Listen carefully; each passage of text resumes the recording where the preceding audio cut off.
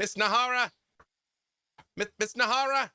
Yes, But yes, come in. we're quite behind schedule, and the door swings open, and a small army of halfling women descend into the room. Nahara. They immediately start teasing at your hair and your clothes, Oh, oh, fussing about the dress, and they're like, "Oh, we're quite behind. We're quite behind. Come now, sit, sit, sit, sit, sit, sit, sit." uh, right, right. I appreciate your help. Thank you, ladies. Yes, and you see a very plump, matronly-looking halfling puts both sides of her hands on your face and pulls you in, and she's like, Oh, "Listen to me. Are you listening to me? mm-hmm. Do you want to do this? Because if you want to go, we will get you out of here.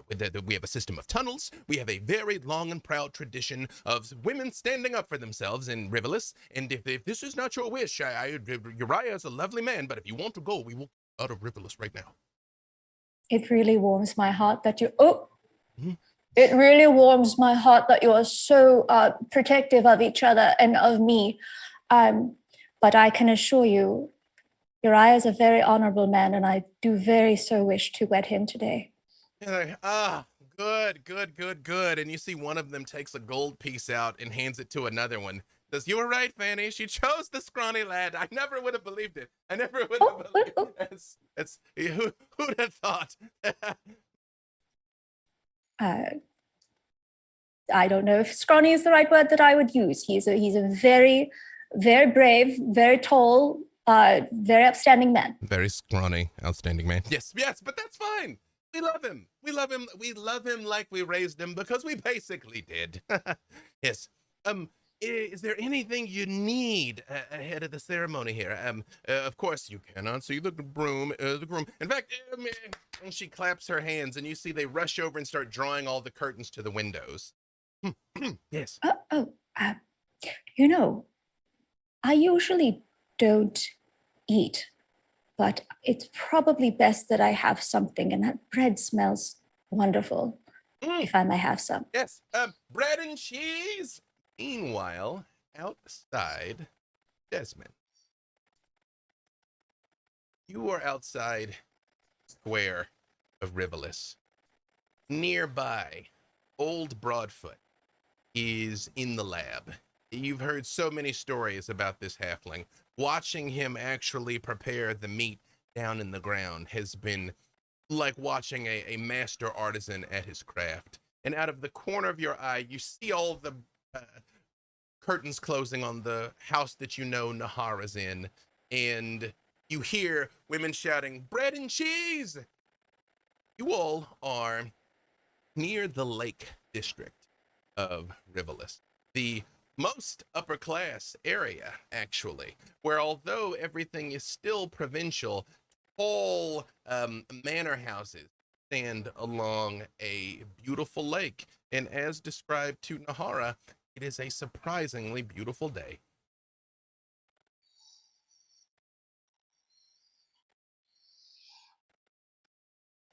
Am I there with Desmond or am I with Uriah?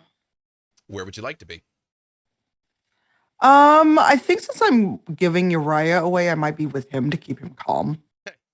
Well, while Desmond is there with old Broadfoot keeping an eye on things, and the halfling is very clearly sharing all of his secrets because he doesn't know how much time he has left.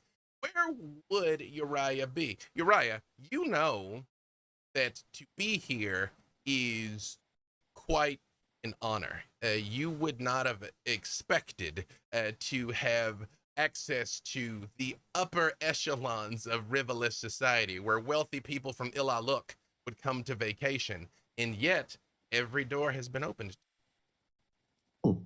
Yes, I should think I'm preparing for the wedding myself, perhaps in whatever quarters have been arranged for us. Of course, according to Darkonian tradition, it's ill luck for the participants to see each other before the wedding, and so we've probably removed ourselves somewhat. Uriah's with Fen, I think. He's trying on a few different suits. He's not quite sure. They all seem a bit ill-fitting on him, but You sure he'll find something?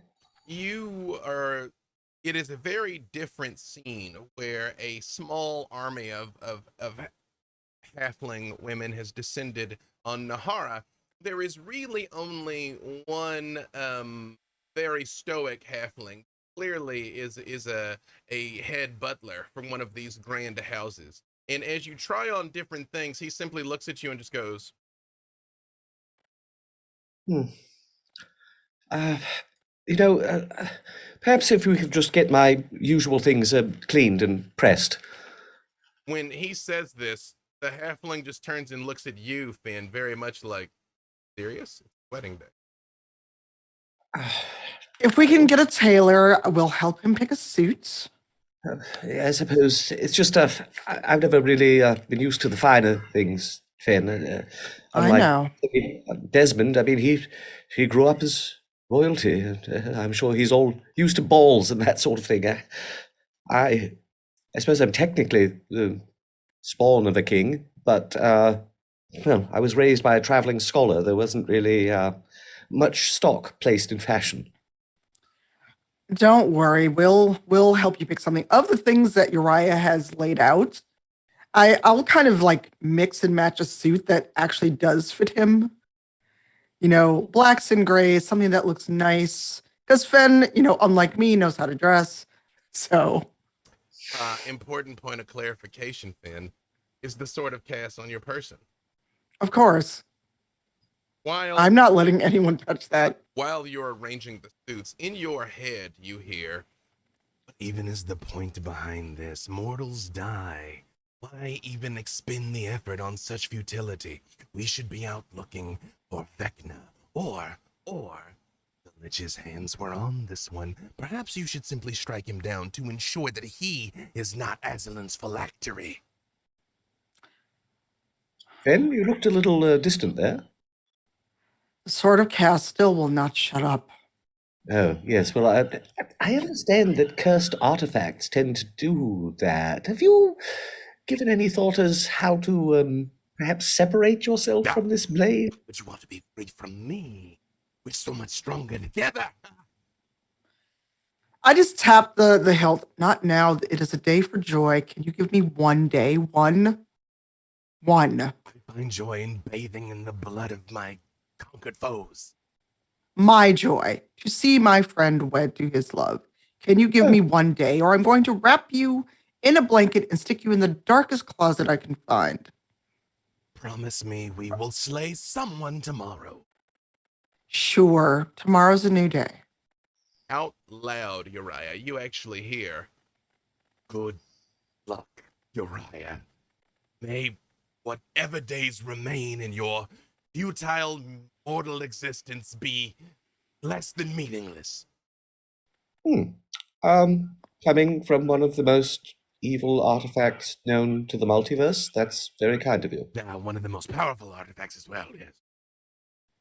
It goes without saying, I'm sure. I'm sure. Yes. Oh, you're so powerful. Yes, yes. I'm going to enjoy my day. So I'm going to find a room. While we're in the room, I'm going to like take a blanket and bundle the sword of Cass. Mm-hmm. I'm like, I need you to just be quiet until tomorrow. Haven't you read the old tales? Going to the wedding unarmed is practically inviting ambush. Can you be quiet? Probably. That's not a yes. Unless I detect undeath more than the bride, who can live today. Or me. Yes, we've agreed to overlook your shortcomings, yes? If you can be quiet, you can stay. Fine. Good sword. And I just pat it. Right.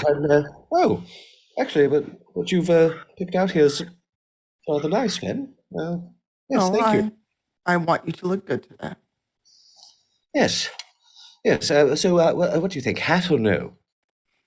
I would take your hat off, especially if it's in a house of worship. Oh, yes, of course. Yes, it goes without saying. But I am a trifle nervous, I must admit. I never thought you'd come, and here we are. I take Uriah's hands in mine and kind of clasp them in a way that's meant to be calming. Then you're hurting me. Oh, sorry. Oh, that's it was just a little. Sorry. I don't know my own strength. I'm sorry. Yes. I just kind of like straighten out his clothes and try to do the I don't know how to comfort people, but I'm gonna try. It's all right, Fen. You're one of my oldest friends. I mean, that's why I asked you, according to Darkonian tradition, to give me away. It's usually both the bride and groom have someone from their childhood who passes them on to their spouse, their new spouse. But Nahara doesn't really have a childhood as far as she knows, per se, and it's several lifetimes removed. And you've known me since you saved me back when I visited the carnival all those years ago, when I was just a boy. That's now that you say that, it makes me think you are more like, well, at least in age, a son than a brother.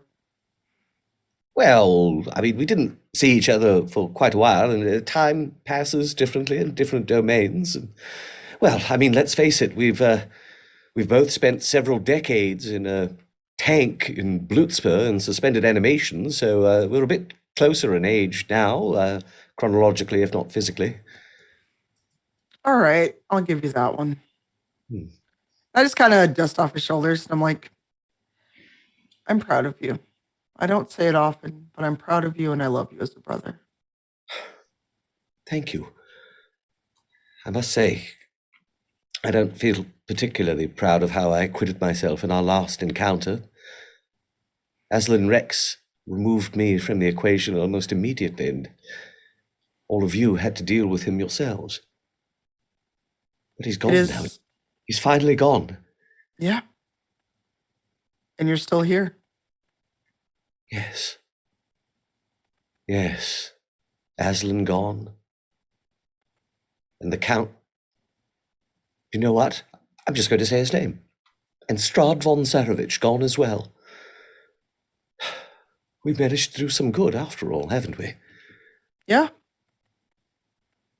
Yes. Meanwhile, outside, Desmond, as you are seeing old Broadfoot, I'm taking all the notes. Desmond just like look up and you see Rudolph Van Richten approaching. Van Richten, as you're approaching, you hear old Broadfoot talking to Desmond as well. It's just a pinch of the brown sugar. You see, some people think it's a skosh. It's not a skosh. It's a pinch. Yeah, see that is all the difference in the world, there, buddy. And then so only a pinch for the entire brisket. No. At this stage of the layering of the marinade, you know what I mean? You gotta caress and romance the brisket. You know, you gotta romance the brisket, Desmond. If you just try and rush it, nobody's happy. Nobody's happy, right? True. I see that, right? So this stage, pinch of brown sugar, not a skosh. No, write that down. Not a skosh. Oh, I got not a skosh. Okay. Van Richten, you walk up and see the scene as described. Desmond. A pleasure to meet you again, my friend. I don't know if you remember me as Rudolph Van Richten. We've met before. I do.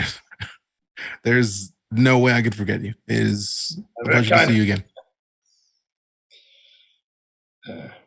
You prepared for the day's celebrations? I think when it comes to celebrations, there's not a lot of preparing to do aside from making sure that there's enough mead, enough whiskey, rum, like drinks. Like I handle that. Aside from that, he's got the brisket on lock, and I'm just sitting here taking notes. And he just looks and he sees Rodford doing something else. Like, oh wait, what are you doing right now? What is that? Oh, that's and you see him like hurriedly like putting a flask back into his vest pocket, and he goes, That's the secret sauce there, buddy. But Ah, yeah. ah. That's a good That's not for eye. the brisket. I see what you did there. Okay. It's a little bit of both. It's a little bit of both. You know, you like some. You know, some for our halflings who ain't here. You know, they're a little bit of the Fair, fire water. fair. There you go. You would take a nip of that. There you go. What one Of course. again. Hey, Appreciate it. now that you can't have a scotia of. Oh. Well, if we're all having scotias of things, then I think it's Oh probably no, better. please, Van Richten. Yes, you grace us with your presence, sir. You do me too much honor, my friend. No such thing. Well, it's almost time for us to head over to the building to kind of get this show on the road. Could I just ask you two a question without being indelicate? Go for it. I've known Uriah till he was knee-high to till he was knee-high to me. And he was always sort of just a, you know, right? How on earth did he land a babe like that? She's literally an angel.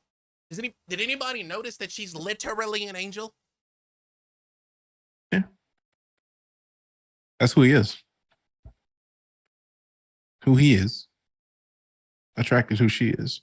And they just work well together. That's it. Right place, right time, but who they are is what made it work. Right place, right time, mix in a little formative trauma. Yeah, okay. All right, I can see it. I can see it. Well, gentlemen, I think we got to get this meat out of the pit here and get this show on the road. And then Desmond just looks at it again and is just all right, so 18 hours. Okay. Oh, whoa. 18 hours is the usual recipe. I told you, Uriah's like a son to me. This is the 44-hour smoke, my friend. 44 hours. Yeah. That changes all of my calculations. Okay. Yeah. No. 18 is usually, I mean, like, if you're just like, oh, we're just having a barbecue, having some friends over. 18, plenty. But Broadfoot. From my Give me a boys. second. If I'm going to do this and I'm going to give your recipe any justice, it will only be the 44-hour recipe from here on out. You see his eyes clearly fill with tears, and he goes, "Oh, some of the smoke must have gotten to me here." You flattering old halfling. Yeah. Nah, Uriah once gave me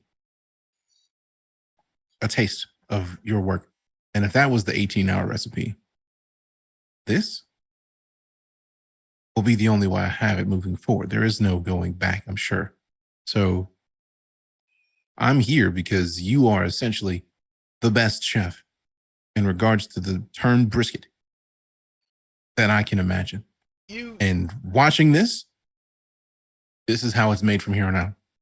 With your giving your name to it, of course. You see his chest swell, and he looks at you, Van Richten, and he's like, "Well, you write that down in your guidebook then about the broadfoot brisket, buddy." Already taking notes, friend. No, but don't write about the special sauce in there. You know what I mean? That's just for me and Desmond. That's what puts it over the top there. You know, you can't have the haters trying to like duplicators. You know what I mean? No. I mean, what's life without a little mystery, after all? Exactly. Come on. As you all are heading over to the church, Uriah been tipped off to the fact that it is time for you to head over as well. If you would, give me a wisdom save, Uriah. Wisdom save, you say? Mm-hmm. You said save, right? I did. Unfortunately. Okay. Not check. I did say save. You're pretty good at Did these, say though. so. It's fine. I'm pretty good at these. Does Sven have to do this as well? Just Uriah. That's a dirty Oh, no. First of all, now dressed in his wedding regalia, what does Uriah look like? Uriah is wearing, as Fen had mentioned, a combination of blacks and grays, and yet the garments that she selected, they actually flatter his sort of tall, thin form. He's wearing a tailcoat as opposed to his large greatcoat that he's been adventuring in. It has a finely embroidered collar. I'm going to say that he has, You've inspired me, B. Dave. He has a beautiful sort of dark red burgundy vest. You can see silver buttons on the front. As mentioned, the tailcoat, tall boots going up to his knees nearly. And he is carrying his hat as opposed to wearing it. He also has, in the hat, there are a couple of raven feathers. You also see that over the course of time, since he learned the truth of Ezra, he has been acquiring various small raven skull accoutrements, the symbol of hers. And finally, he has a small boutonniere in the lapel of the jacket. And this actually was a boutonniere that was given to him by Nahara. So I think I'll let Nahara say what that flower looks like. You are muted.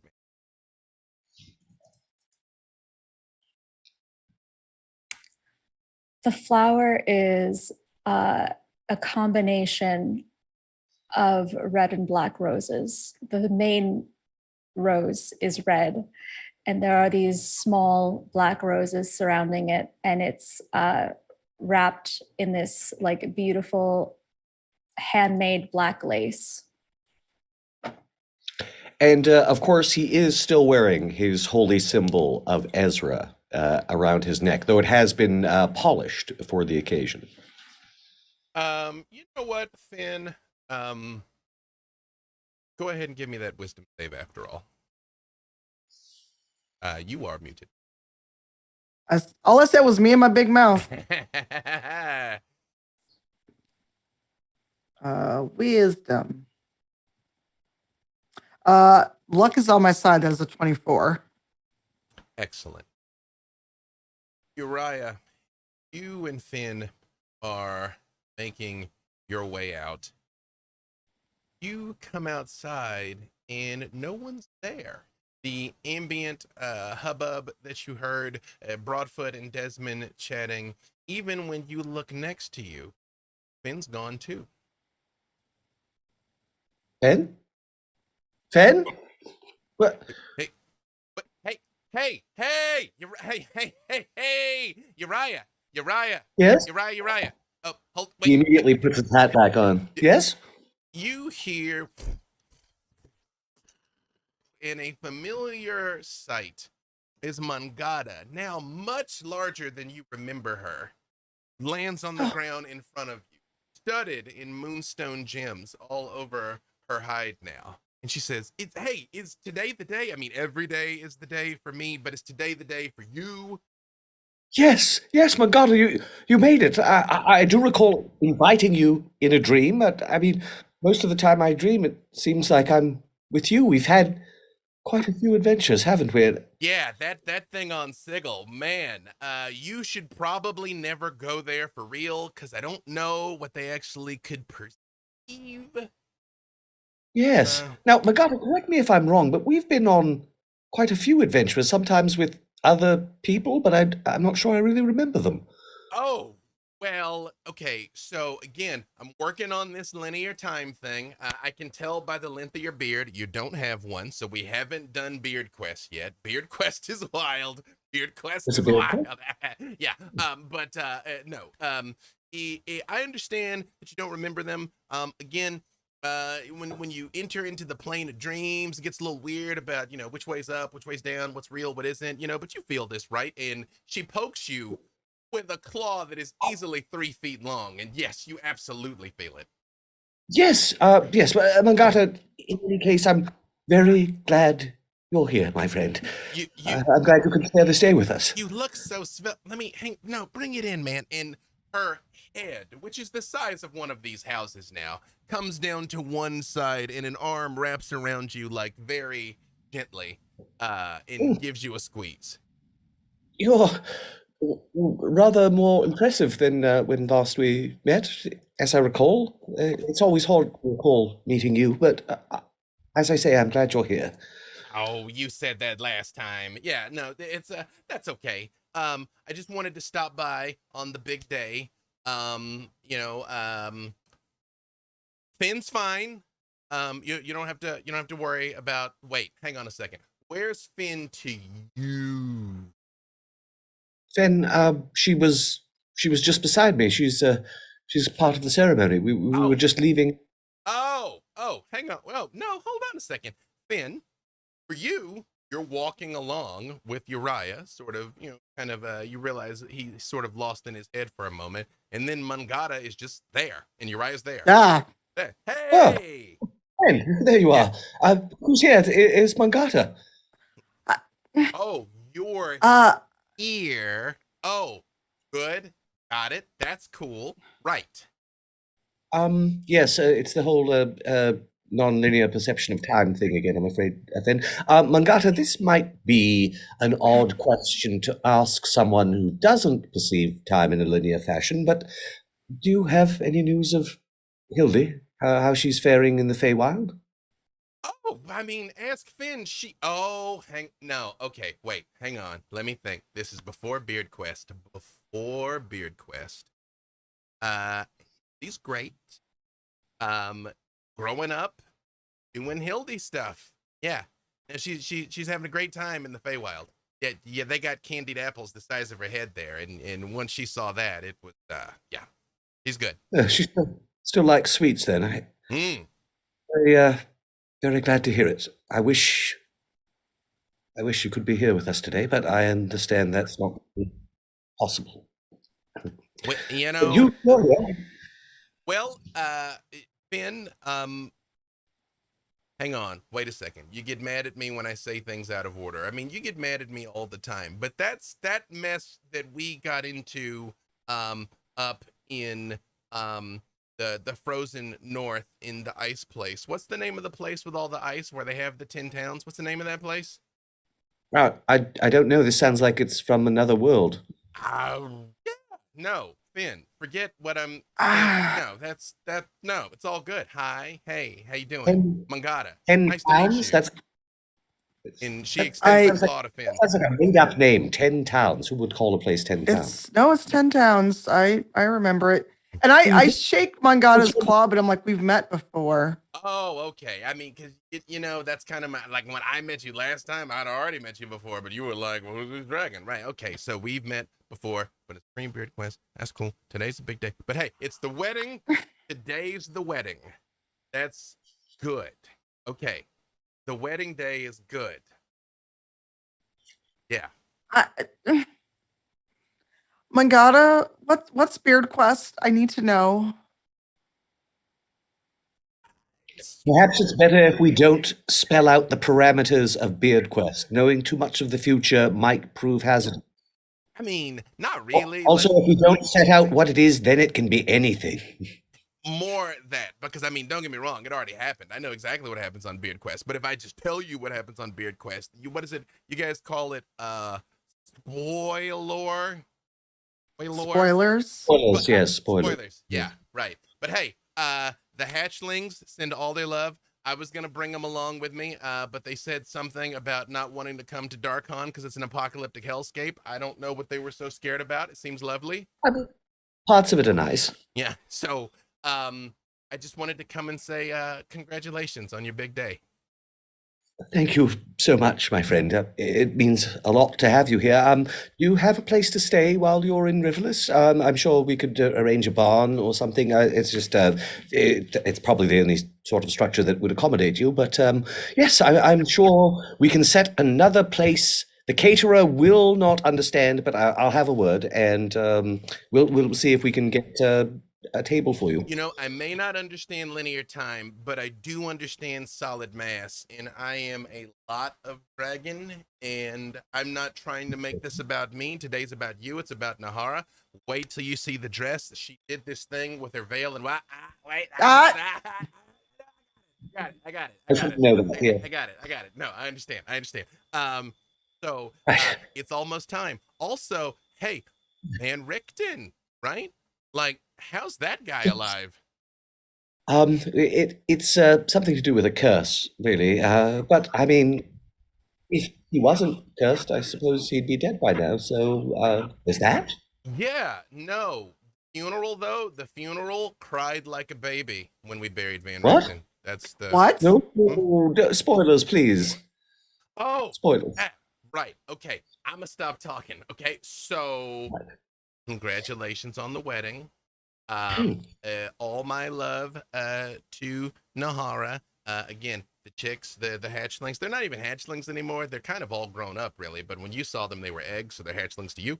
But wait, are you not staying then? Are you going? I mean, I'm always around. I mean, I partially exist in the plane of dreams, Uriah. You know, like I mean, I could just like land on the roof, but then everybody's like, "Oh, it's a dragon, it's Abishai, ah," you know what I mean? And like, I don't look anything like Abishai, so that's No, I mean, Aslan's dragon is a lot more, well, no offense, but a bit more yeah, fearsome and gothy, a lot more gothy than you are. yeah. I can be fearsome, Uriah. I'm sure. No one is saying. Right. I'm just saying your Yeah. usual sort of rainbow I, prismatic look. I am more sparkly than poison spray. That is true. Hey, Finn. Yes. Later,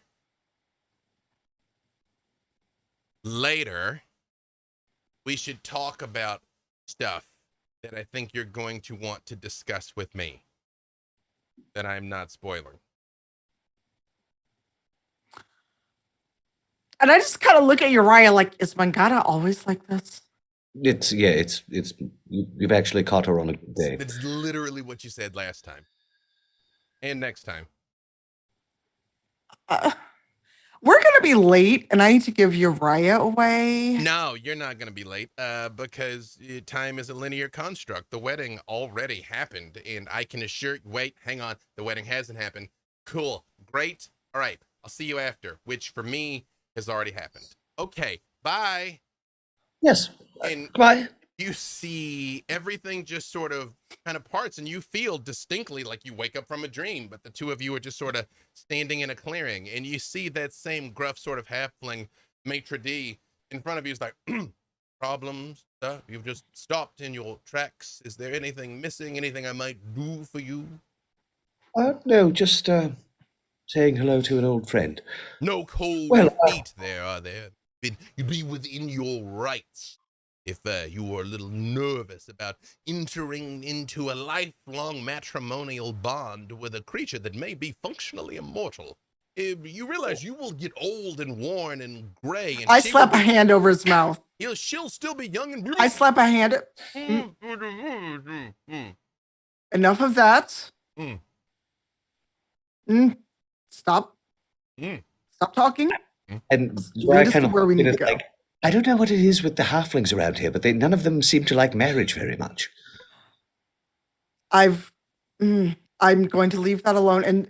And Fen gets suspiciously quiet and turns away from you, Nahara, at the mention of marriage. Oh, Nahara's not there. Not Nahara, I'm sorry. Yeah, right. Fen All right. from Uriah. Mhm. Wow, I'm looking at Nahara. Who isn't looking at Nahara, right?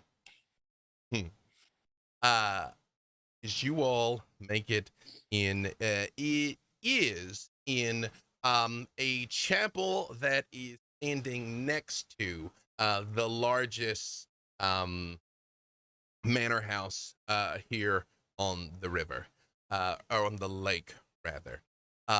It is a beautiful stained glassed building that is surprising in its construction for a building in Darkon, because it actively has stained glass windows with scenes painted in reverence to Ezra all over, and has remained unmolested up until now. It is a beautiful mahogany, but covered in flowers. And as the two of you approach from opposite sides, you see the building is absolutely covered in ravens. They're not squawking or screaming. They're just sitting there. Oh, well,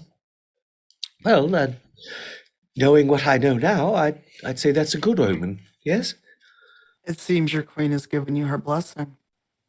Yes. Yes. It's funny. I always knew her by a different name. I always called out to her as Ezra when I was a child, when I was an initiate. And now I know the truth. I wonder if I should tell others, spread the word. It's hard to say, and perhaps it's something for another day. But it gives one Pause for thought. I think if you go trying to spread the word of anyone after today's ceremony, Nahara will skewer you with her wings. Yes, perhaps the life of a missionary is not really what a married man should sign up for. So, to the wedding then. And I actually offer him my arm, and I take his hat and carry the hat. As you all are entering in the front, Nahara, your small army of attendees, one of them is holding you back and looking around the corner, and she's like, okay, he's gone in. We can get in the back now. And Nahara, you also see ravens, with one exception. A very big raven comes flapping down and lands in front of you with just absolutely piercing bluish white eyes and just looks at you. So, will you be attending the ceremony? It just like bows its head a little. Who are you?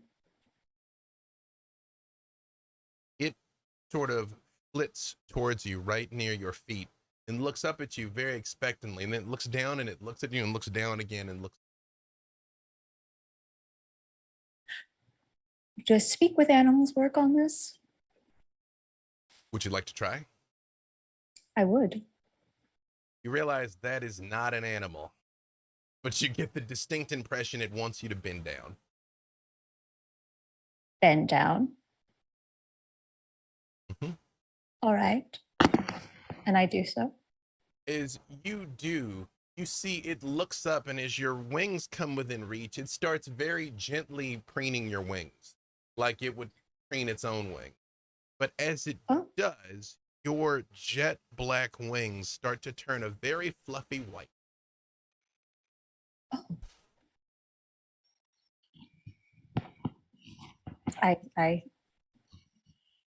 It's appropriate. Thank you for this gift. It nods a little again and flies and lands back up on the top of the building.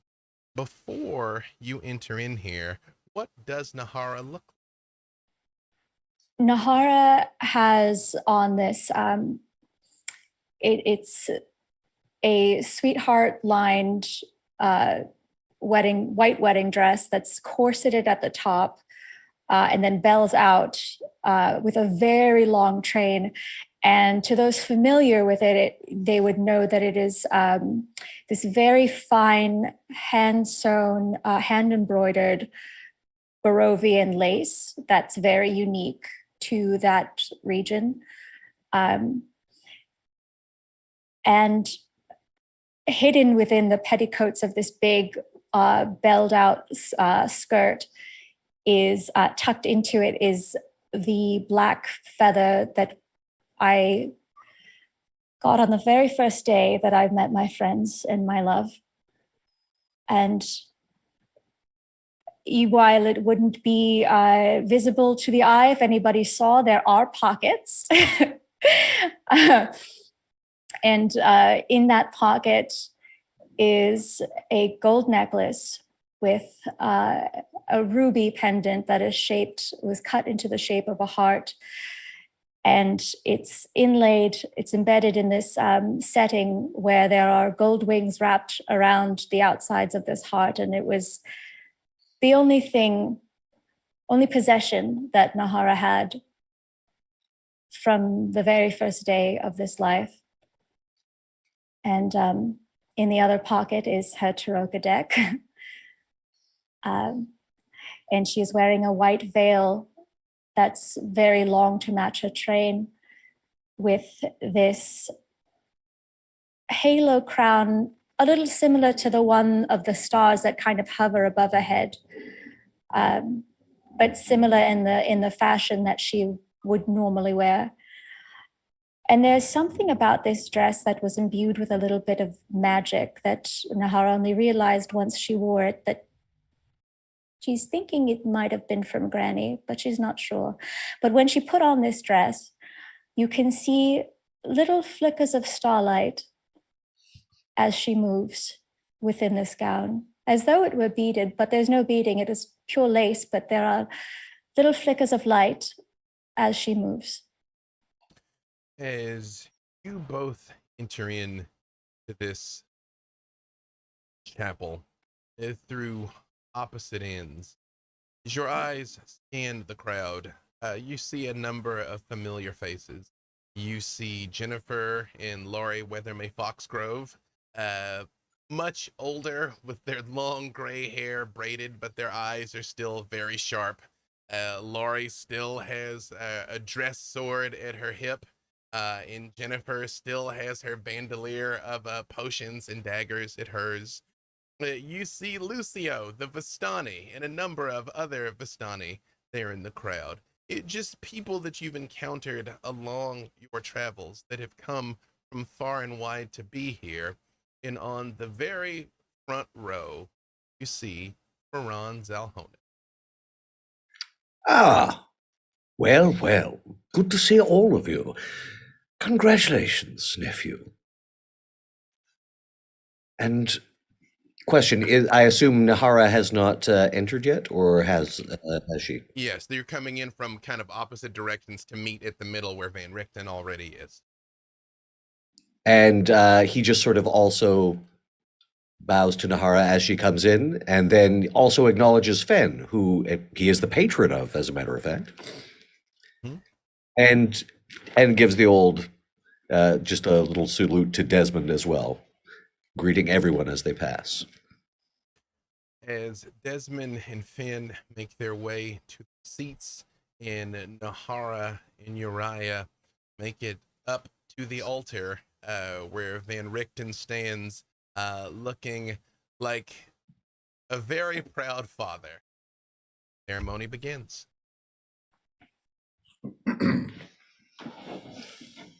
Friends, we have been invited here today to share with Nahara and Uriah a very important moment in their lives.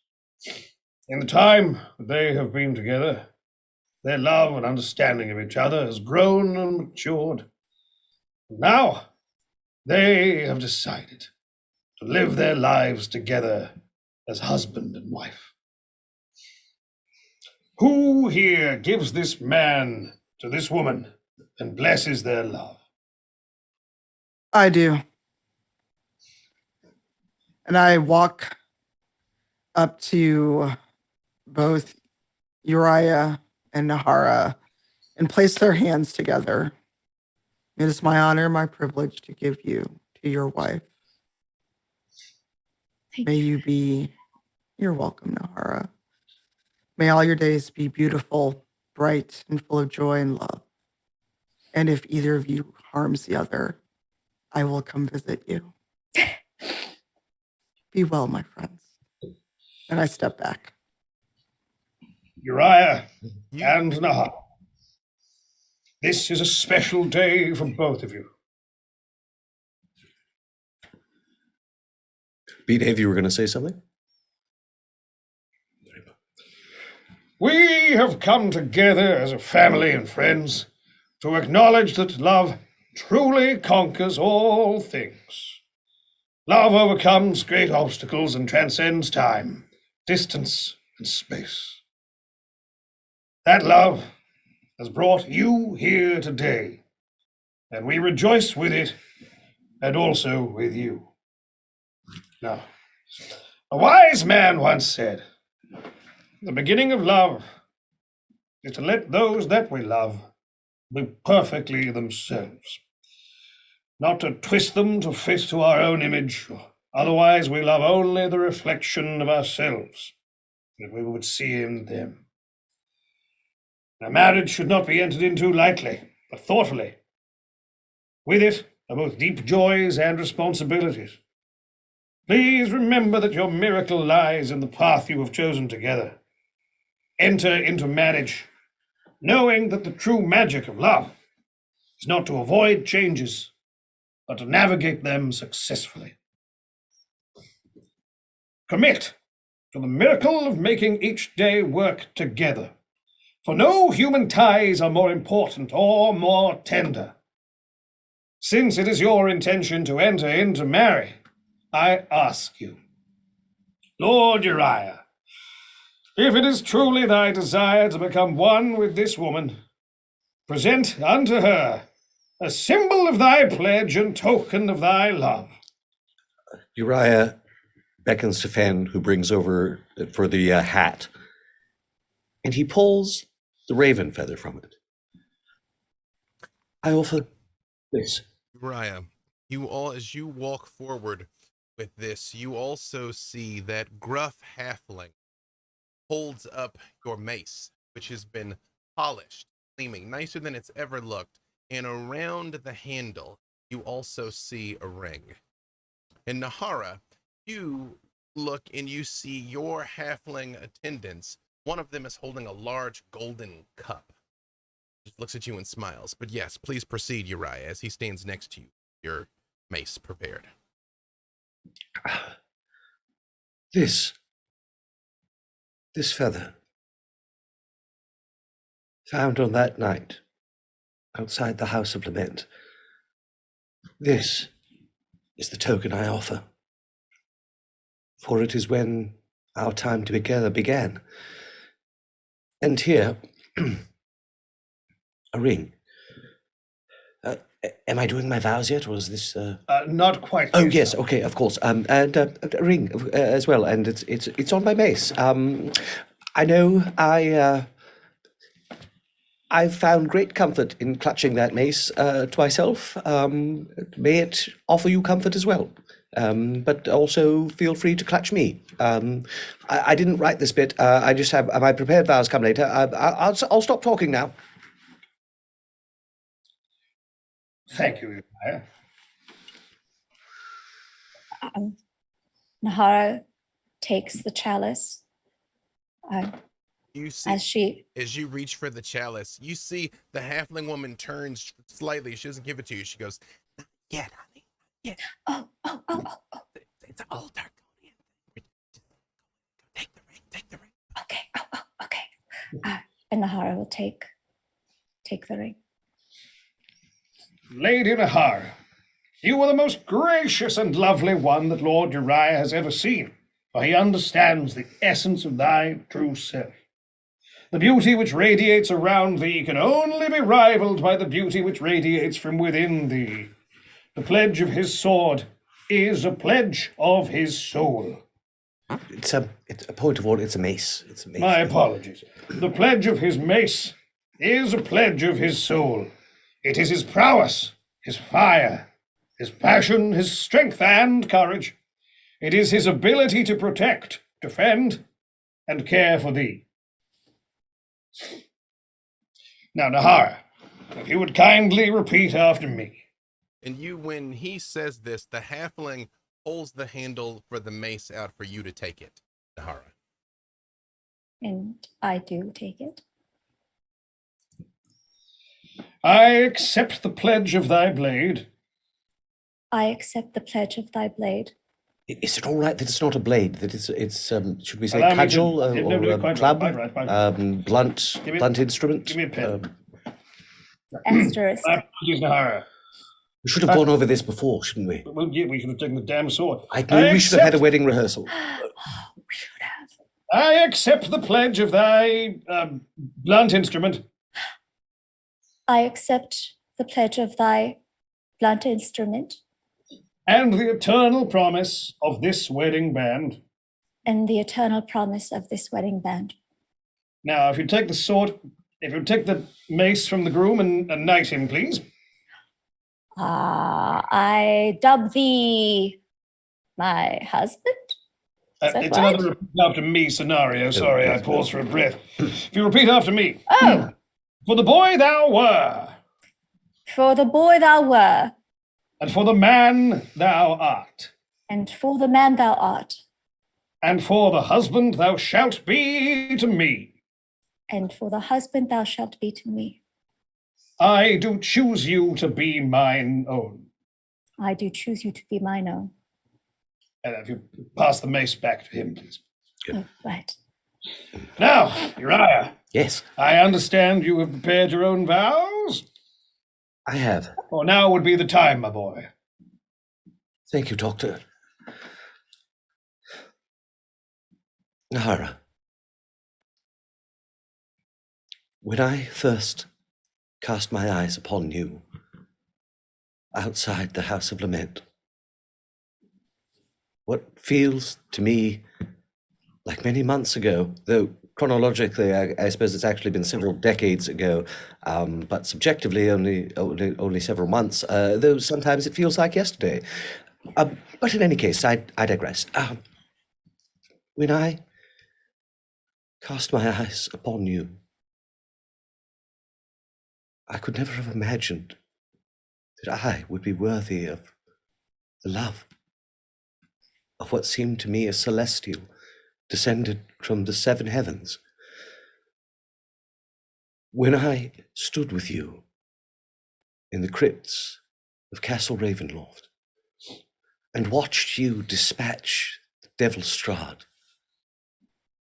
I could never have imagined that I would be worthy of a person of such strength and courage.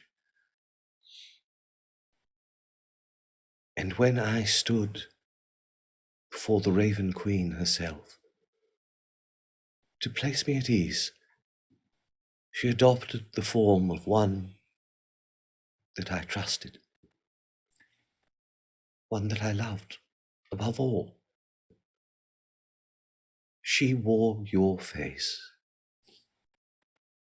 and it is your face that guided me back from beyond the veil of death. I am yours, fully, completely. I love you beyond words. These words are poor substitute for what I truly feel, but I hope they will serve.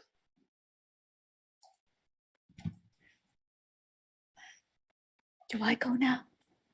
All right, there's another bit here. See, all of the halflings in unison just go like, Sorry. All right. Now, where are we? Right, Lord Uriah, if thou would place the ring upon her finger. The ring? Yes, you The one- have the the one- ring, right? It's not another mace. The one I gave to her?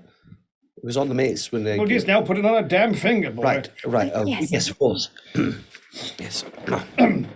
Lady Lahara shall, from this day forth, till beyond the end of time, take thee to be her own. Now, please repeat after me. With this ring, my lady, yes, you, Me, yes. With this ring, my lady... I thee wed. Actually, I should say it all in one bit, yes? With this ring, my lady, I thee wed. I take you as my friend, my lover, and my wife. I take you as my friend, my lover, and my wife. From this day forth, and until the fullness of time. From this day forth, and until the fullness of time. Where we will meet, and remember, and love again. Where we will meet, and remember, and love again. Lady Nahara, if it is truly your desire to become one with this man, then present unto him a symbol of thy pledge and a token of thy love, which may or may not be a mace. and you see that's when your halfling attendant raises the golden chalice. Yes, and I take that golden chalice and I reach into my pocket and put the necklace inside of it. And you notice, Nahara, as you do so, the ring is inside the cup as well. And I take that out. Now then, Lord Uriah, Yes. in the eyes of this woman, thou art the only man in the world. Oh, Yours is the voice of sound reason and unwavering support. well, that's a bit, that seems a bit patriarchal, but yes. You are the spark to the bonfire of her passions, and yours are the arms in which she would lay down to rest. The pledge of her chalice is the pledge of all that is within her, their felicity and devotion, the place in her heart where two souls may be sheltered and nourished, that they may grow together, ever closer, and flourish as the leaves on the trees and fruits upon the vine. As the depth and bounty of her chalice foretell the richness of your future together, take from her now the band that lies within, and do choose her as thy own. I take the ring. Yes, take The her. ring. And Nahara, I understand you have prepared your own vows as well. Yes, I have.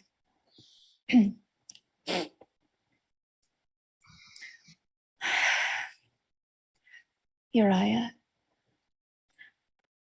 I fell into this life from a cold void and immediately into one of danger and unrest. But you were there in those very first moments of this new life. And I remember one of the first things you said to me were that you were on your way to Ilaluk, and for some reason, not remembering any of my former lives, it only struck me with a sense of dread at that name at the time. Then you said to me, "It is a wicked place, but good people dwell there." And it is something that has continued to echo in my thoughts throughout our travels in these lands. You always see the good in people, Uriah. You've seen the good in me at times when others haven't. You've shown me that there is strength in kindness. And knowing that you have such purity in your heart and in your intentions, given everything of where you've come from, it gives me strength and hope each and every day that this world can be made better. And I am made better because of it, because of you. And no matter what may come, our love gives me the strength to face any challenge ahead of us. I will always choose you. I love you. And I am so proud to walk beside you.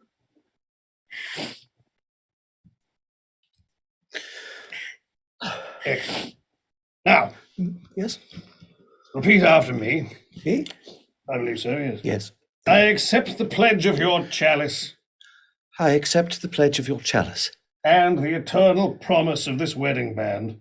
and the eternal promise of this wedding band. Now, Now, oh no, I've stopped the button. No, I've stopped the- Pour a little bit of wine into Oh, the chalice yes. and take it from the bride. yes, I yes. should take this necklace out first. See, one of your halfling attendants pours it in, and she just looks at you and gives you a thumbs up, Nahara. She pours it and steps back. Do I drink this? There's another repeat after me. Oh, yes, of course. Where was I? Right, here we go. For the girl thou were, For the girl thou were, and for the woman thou art, and for the woman thou art, and for the wife that thee shall be to me, and for the wife that thee shall be to me, I toast and drink to thee, I toast and drink to thee, and take you to be mine own. and take you to be mine own.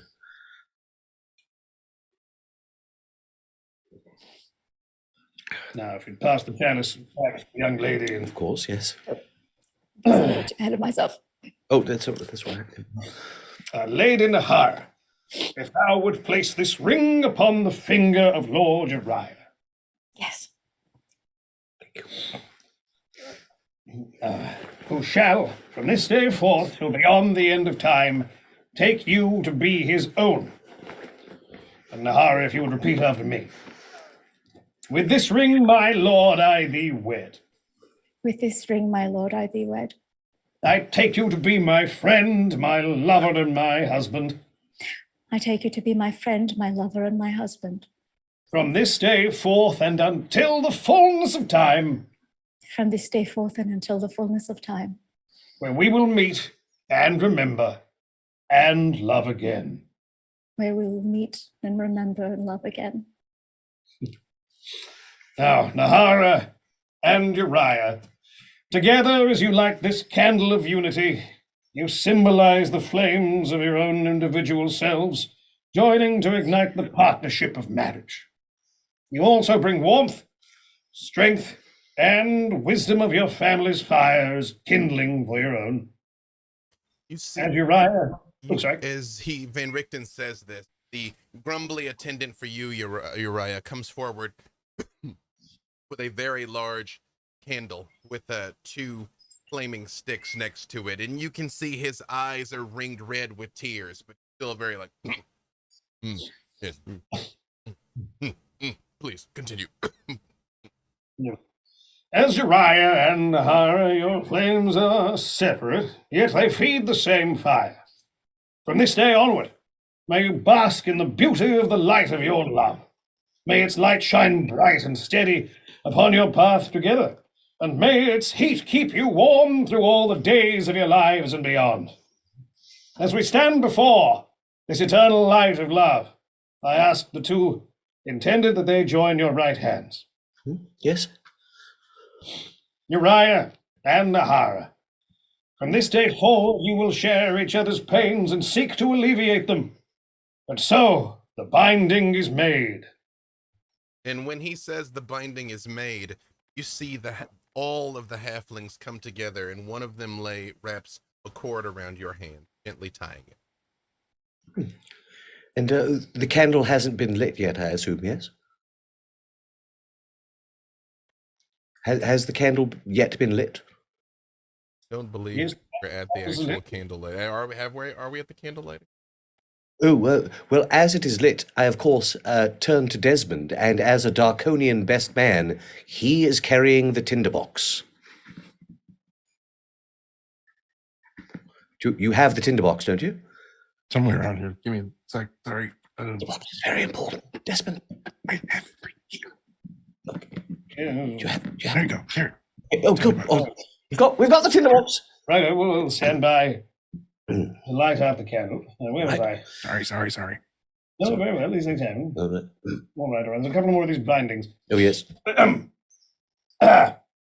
Uriah and Nahara, from this day forward, you share each other's laughter and joy, and look for what is brightness and truth. And so the binding is made. And another cord is tied around your hand. Uriah and Nahara, from this day forward, you will share each other's burdens and lighten them, and dream with dreams and encourage them. And so the binding is made. Another thing is tied on. Uriah and Nahara, from this day forward, you will share each other's anger and seek to understand peace with which to nourish it. And so the binding is made. Another binding is tied on. Uriah and Nahara, from this day forward, you will share one another and be equal. And so the binding is made complete. One more cord tied. As a chorus Now- of sniffles echo throughout the chapel. Kind of faint me out. Now, dear friends, hear these words and know them in your very being. Above you are the stars, below you are the stones. As time doth pass, remember, like a stone, your love should be firm, and like a star, your love should be constant. Let the powers of the mind and of the intellect guide you in your marriage. Let the strength of your wills bind you together. Let the power of love and desire make you happy, and the strength of your dedication make you inseparable. Be close, but not too close. Possess one another and yet be understanding. Have patience with one another, for storms will come, but they will pass quickly. Be free in giving affection and warmth. Have no fear. Let not the ways nor the words of the unenlightened give you unease. For your love shall be with you, now and always.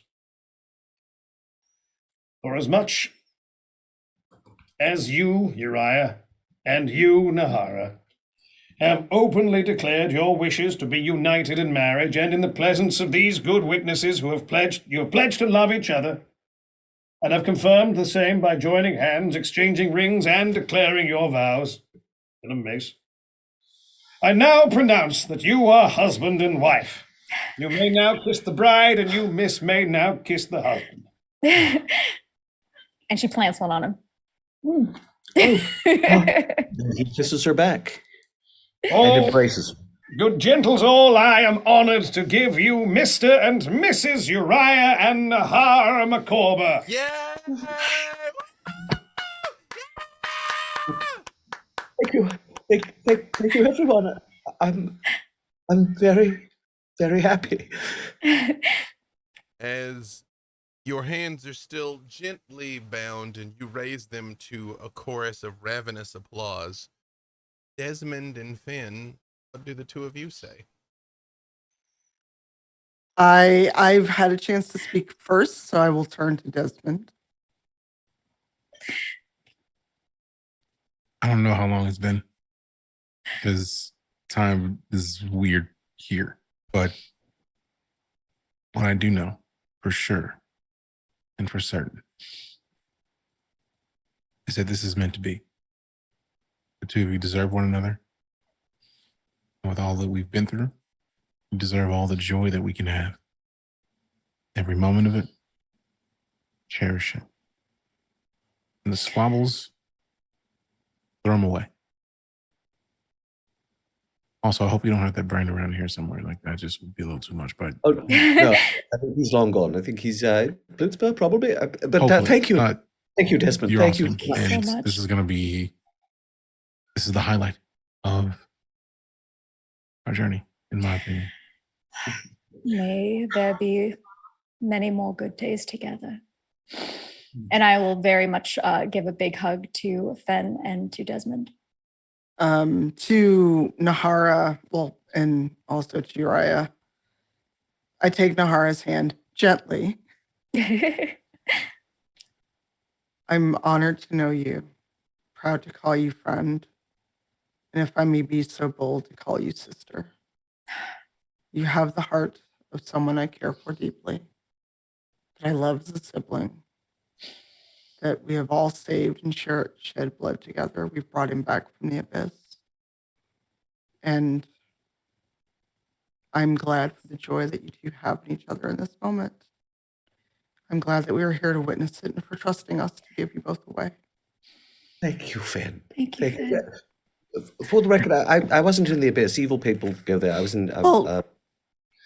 I doesn't- I actually like pull Uriah down and give him a very gentle kiss on the forehead. Never change. Fen, it is an honor to call you my sister. With everything that we have faced and faced together, I love you as a sister with my full heart. You're gonna make me have emotions in front of these people, Nahara. But I give her a very gentle hug, and my wings were not out during the ceremony, but I let them out and envelop her in a hug. As you all are embracing here, wing to wing, the doors at both ends of the chapel open, and a lavish feast begins being brought in of everything you could imagine, including old Broadfoot's 44-day brisket. Oh, small that old Broadfoot's outdone himself. He hasn't even get out of the way. Yes, if not today, when, buddy? Congratulations, and I want you to know that I saved the absolute best cut for the bride and groom. Oh, well, thank you. Thank you Right. so much. Thank you. Well,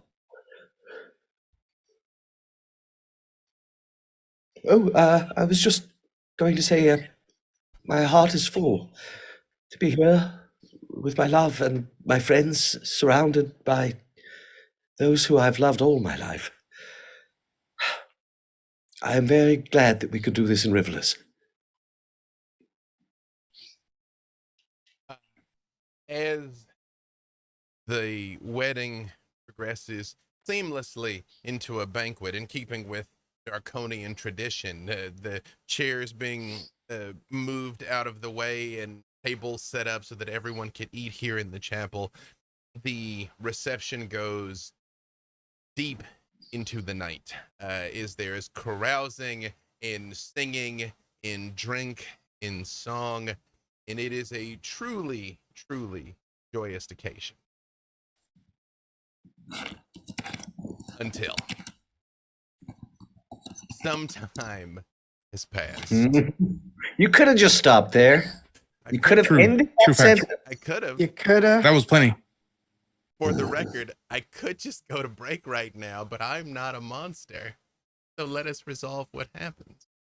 Savage. You hear the doors at both ends of the chapel slam shut. And through the stained glass windows, you begin to see flame outside. And then smoke. What is What's this? What's happening? happening? We have to get people out of here. There must be another way out. Quickly. The Broadfoot is clearly tipsy, and he's like, well, yeah, I must have left the smoker on or something. That just some smells like gone a little wrong, I guess. You know, from the smell, you've all smelled buildings that were on fire. That's not his barbecue. That's wood. We have to get everyone out of here. Uriah will rush over to where he basically at the head wedding table. He had his shield, his with the symbol of Ezra on it. He will heft that, and then he'll turn to Nahara. It's like, might I ask for that mace? Oh, yes, of course. Here. It's better in your hands. All right then.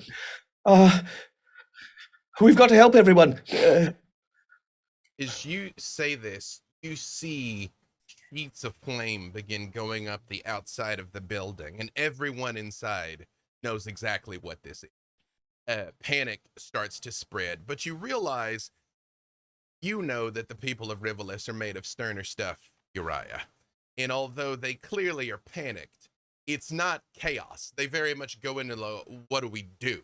You see Jennifer and Lori running up, and both of them have their weapons drawn, and they're like, what? We didn't even get a dance with the bride and groom, but there's still time, I think. Of course. I don't suppose either of you has any water-based spells prepared. Do you see Jennifer looks at Lori and then very much starts scratching, and she's like, to tell you the truth, I didn't really expect to encounter flames. I was more prepared for the for the undead. What about your uncle? Isn't he like the wizard? Don't worry, nephew. I think I can handle this. As he steps forward, question. I assume Farhan would know whether this is a spell effect that could be dispelled. I would say Farhan knows that essentially just torches, the doors have been nailed shut and torches were put in the building. It's not magical. It's just been set on fire. He can see out through the window, though, yes? They are stained glass, but I'm going to say an archmage would have some idea what's going on. Does he intend to look outside? He attends basically, he just wants to be able to cast Ice Storm on the door. So he's doing damage to the door with all the bludgeoning of the hailstones, and then hopefully also the Ice Storm will put out the fire in the immediate vicinity of the door. Effortless for Ron Zalhonen. He holds his How? hand up, and you all see a barrage of ice and snow and hail bashes the door open like a battering ram, flies off of its hinges. And outside, the building is ringed by people that are holding torches. And out of the darkness, a very pale woman steps forward holding a sword. Well, you must have forgotten my invitation. It's not too late for me to have a dance, right?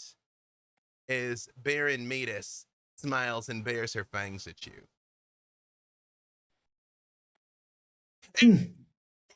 It's Ferran Salhonen, wanted Darkonian fugitive.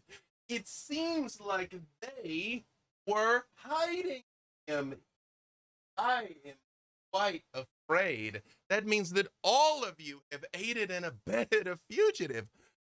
As agent of the Kargat, I have no choice but to take you all into custody, unless, of course, you intend to resist.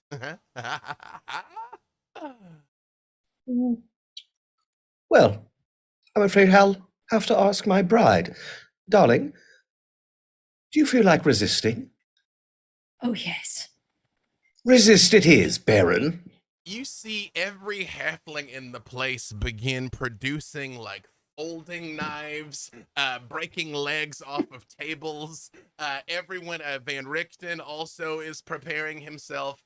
Now you all have a problem. Faran has blown the door off the hinges. Just outside is Baron Metis and a group of people which presumably have the place surrounded. The other door is still barricaded and the building is on fire. What would you all like to do? Nahara rolls her eyes, lifts up her skirt to where she has this like a holster where she has kept the hilt of the sun sword. And flat with a flash of light, points it at her and says, "It's best you go back to whence you came." You feel the sun sword is just ice water in its veins. Like, oh no, she didn't. Like, it's very much the vibe from the sword. And she looks at it and she goes, "Ooh, the biting knife. Okay. You caught me by surprise last time. Won't this time. Hey, you there, the lupine, Desmond.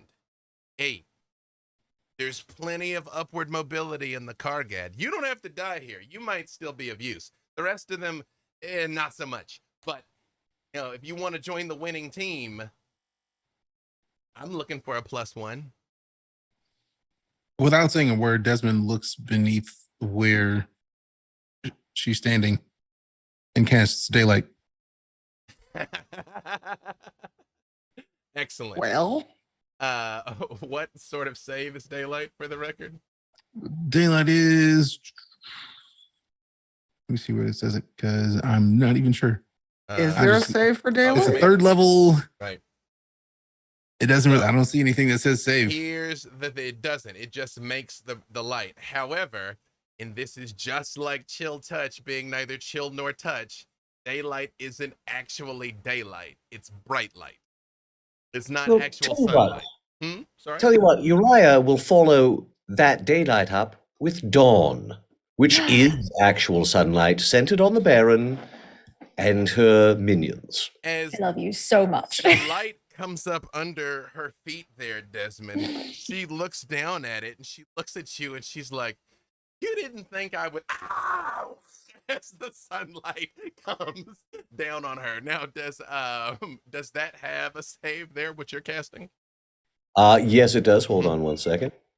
So this will, of course, it would do damage to anyone, but it will be especially all the effects of being in direct sunlight will also apply to a vampire. Mm-hmm. Just hold on one sec. I believe that is a 5th level spell. Yes, here we go. Mm-hmm. And you know what? Yeah, Yeah, okay, that's here we a- go. Again, a misnomer that daylight isn't daylight. I've been on the wrong side of that myself. You know what? I So- will take on a form of dread Mm-hmm. while this is happening. What does So essentially, what does, for the record, wedding form of dread look like? Radzilla, So it's as though this whirlwind happens around her, and there's like you see all the little petticoats and her veil start fluttering in the wind, and her eyes just go blood red, and then it's just a burst of light coming out, and then her wings also turn fiery. so B-Dave, for Dawn, the good Baron is going to make a DC 19 Constitution save. She unfortunately, let me just double check here.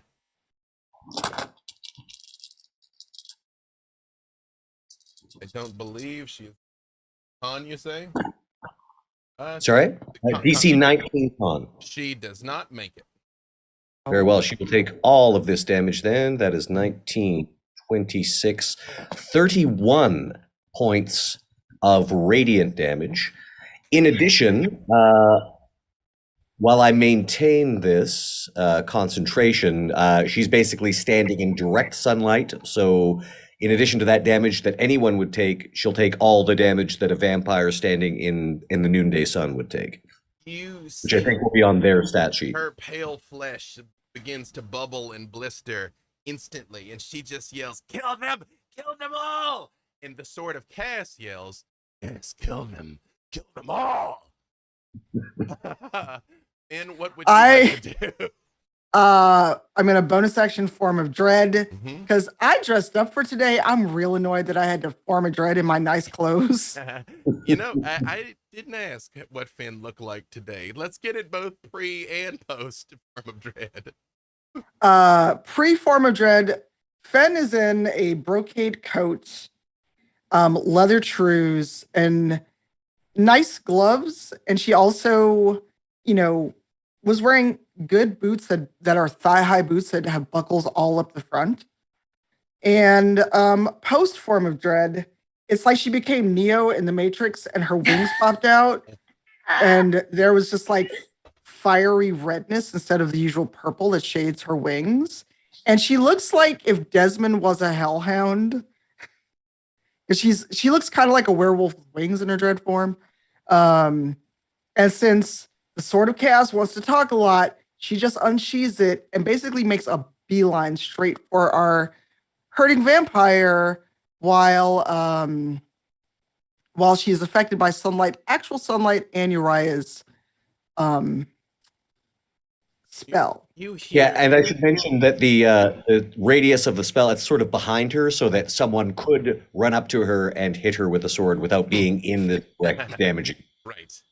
You hear the Sword of Chaos cackling maniacally as Finn unsheaths it here. Arrows start coming through the stained glass as you're aware that you all are being attacked from all sides here. Finn, go ahead and make your attack. And also, well, before I do this, before I waste the spell, Mhm. would Finger of Death affect a vampire? Something. No. She is It's not. necrotic. She is not immune to necrotic, but you do know it won't work as well on her. Okay then.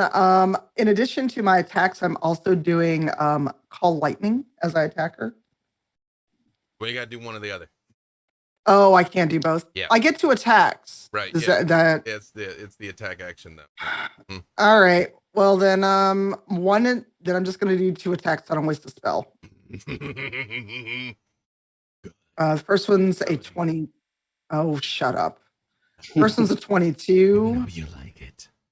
That is The enough. other one and 24. Perfect. You come in and begin slashing at her as she is blinded by the sunlight. You see, however, as you are doing this, you are hitting her, but she's incredibly fast. She is physically smaller than Strahd, but she's faster than him. And she is like slipping and sliding, although you are managing to land your blows. Do recall that the Sword of Chaos crits on a 19 or a 20. There, by the way, when you're rolling the dice. Okay, so I need to roll again because I did not double that. Well, did you get a 19? Naturally or with the bonus? Yeah, naturally, like 19 on the die.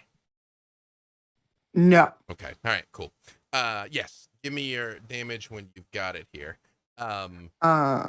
Nahara, as you watch this happening, and again, arrows are starting to come in from all sides, and there's only one way out so far. What would you like to do? First, I turned to Uriah and asked, "Do you still have that holy symbol of Ravenkind that I gave you?" Oh, yes, yeah, here we Oh, are. no. You held on to that. And as I head towards her flying, and I want to attack her with the sun sword. And then since I was already in the form of dread, do I still have a bonus action in this? Yep. We didn't roll initiative. Okay. Sure. And after I strike her with the sun sword, I would like to bonus action far step away from her. Right. And if I could. Go ahead and roll it. Okay. I was so excited that I forgot to pull up my stats. Here we go. Happens.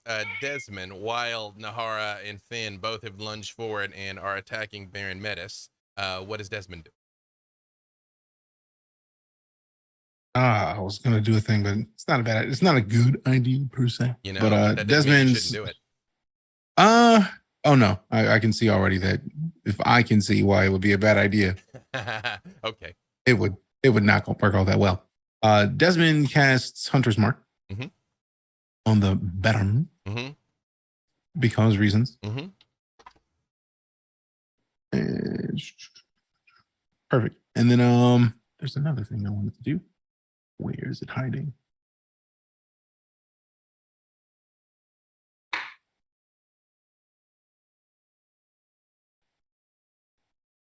Oh, perfect. That doesn't count. There's another thing. Why is it running for me? Cast on Hunter's Mark. We did the. Let's just change, and then get ready for some joy. Okay. It's time for the fun. Presumably shift and charge in. Yep. Perfect. 1 second here. I'm asking a question to Rudolph Van Richten. Through what means will you be asking that question? He and I have a pipeline here.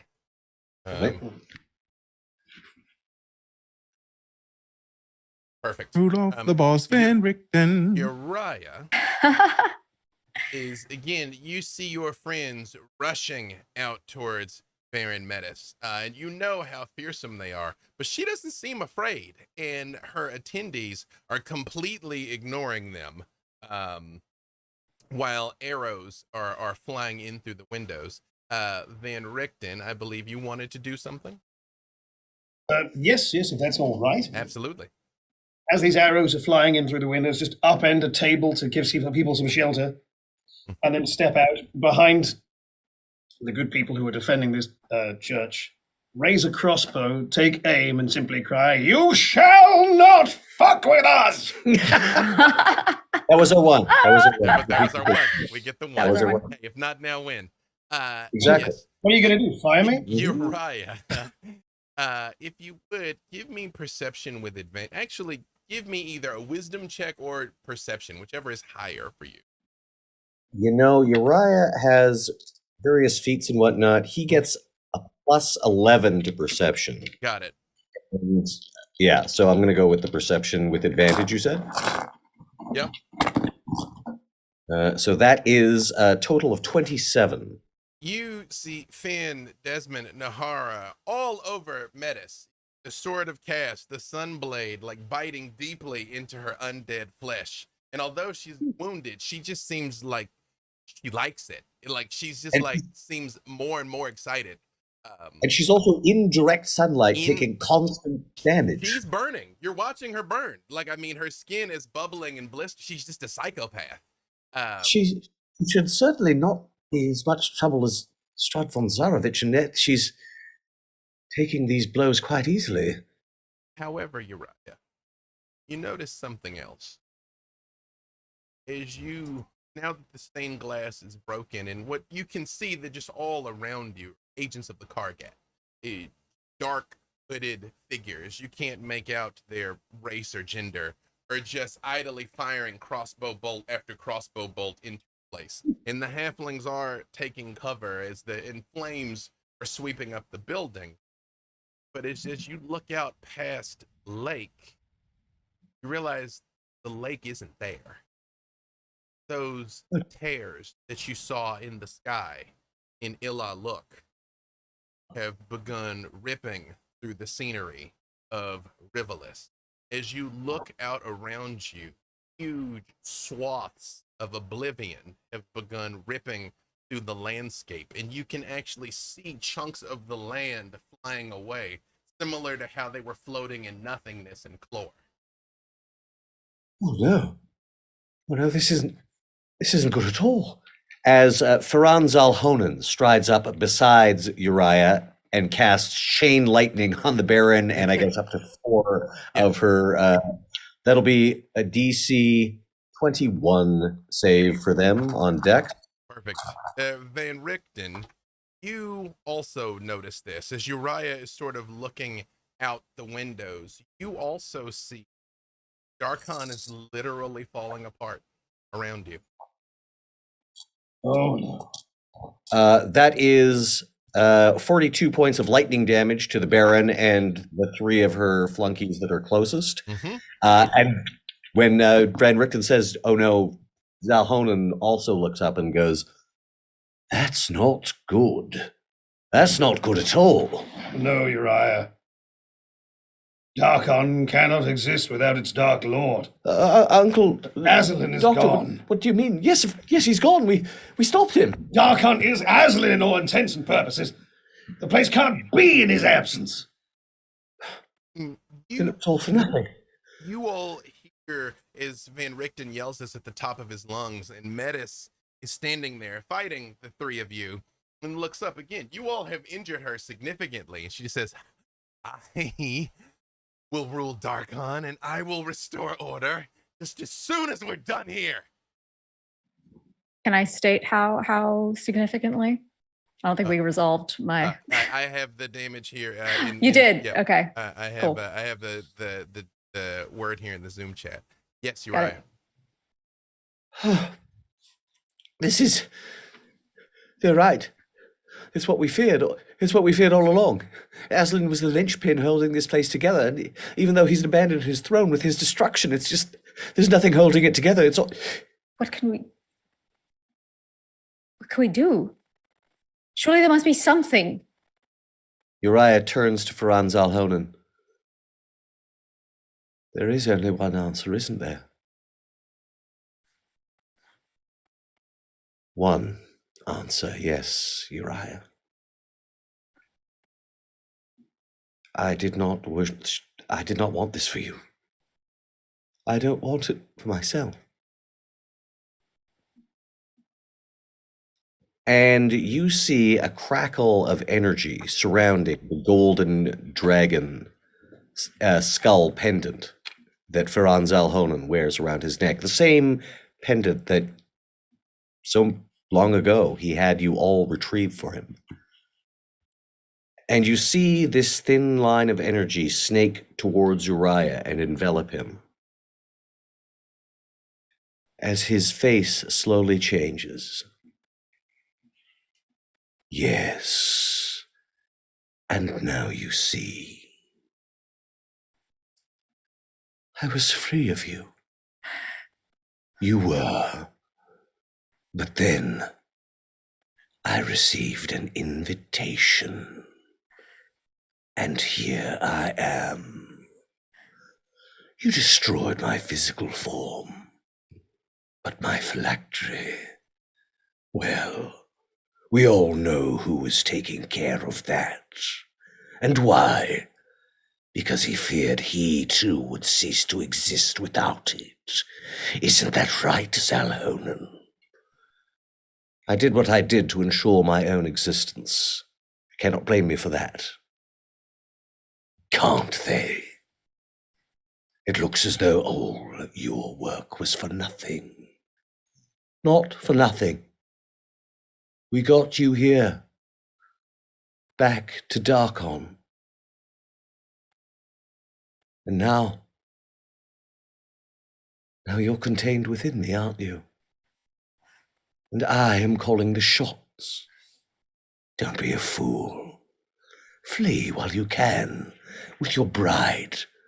What care we of any of these fools? Most of them aren't even real.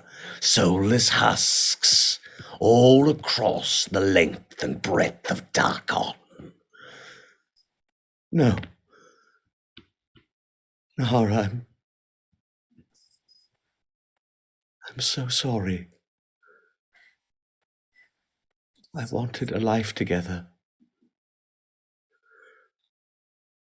But there's no other choice. I'm the only one that can hold him here. As long as I'm with you, I don't care. I cannot ask you to stay. Darkon needs a king. I would not make you a prisoner here. That would make me no better than von Zarovich. But I must do this. I told you just earlier that I would never leave you, that I would always choose you. And so it's not a prison. I cannot leave you. I will not, no matter what the cost. Uncle, are you at last ready to atone for the sins of Firanz Alhonen? Sins that you committed before you were Aslan. I suppose I was a fool to think I could turn away. I did enjoy this brief respite. Well then, as he puts out his hand, and you can see one of his eyes, normally since his encounter with the Cybriacs, Uriah's eyes are completely black, but one of them, the blackness contracts into a pinpoint, the familiar eye of Aslan Rex. You idiot. You would trap us all here. Trap us for eternity. I would save Darkon and its people. As Firanz Alhonen steps forward and Uriah touches the golden dragon around his neck, and he seems to be drawn into Uriah like smoke, as his eyes shift and change, becoming the familiar eyes of Aslan Rex. His skin begins to wither and tear in places. And then he looks up at Nahara. It is done. I am Aslan Rex, but also Uriah McCorba, and yes, Firanz Alhonen. He turns to Baron Metis. Fine, Your Highness. I will take your head, and all will be done. Silence! When I ruled this land, all undead within its borders were mine to command. Mine, absolutely. As Baron Metis stands to attention and salutes. My king. Baron, you wish to rule the Kargat, then you shall. Instead. And now, he reaches towards the rents and tears in the sky, and as if by force of will, they begin to close. And the fires dwindle and die. The mists recede at a rapid pace, revealing the land that had been claimed, the lake, the rest of Riverless, and beyond. Darkon shall be whole again. And as All of it shall be reclaimed from the mists. Ilaluk, Karg, all Martira Bay. Yes, the land is whole once more. And now, it has a protector. And as Darkon reshapes itself around your will, King, all of the halfling and all of the Kargat bow down. This excellent place for us to take a very short break. We have a lot to do in this next hour. 5 minutes. Don't go.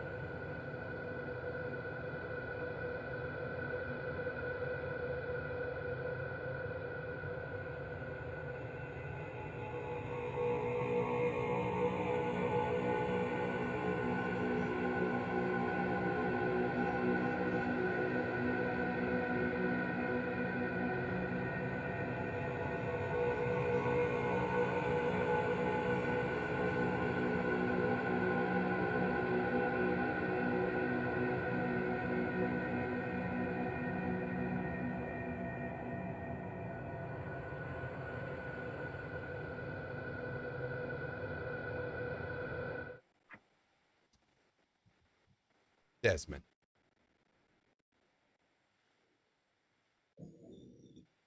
Some time has passed since the events in Darkon. Since the noble sacrifice of your friend Uriah and whatever it is that he is now. And you are free to do what you will and go where you will. Where does Desmond go and what does he do? Desmond just really hunts for the cities near Kashmar, just to see what, if any, are there, knowing that Kashmar is gone, or at least it is not what it used to be. Back on the prime material plane? Right. Excellent. Because it is very much within a Dark Lord's power to open up the mist and let you leave. Departing Darkon is no issue whatsoever. Takes some time. Kashmar was an island. And as you return there, you find that the whole entire island that Kashmar was on has vanished. The people think it was lost in a storm and simply sank. But on a nearby island,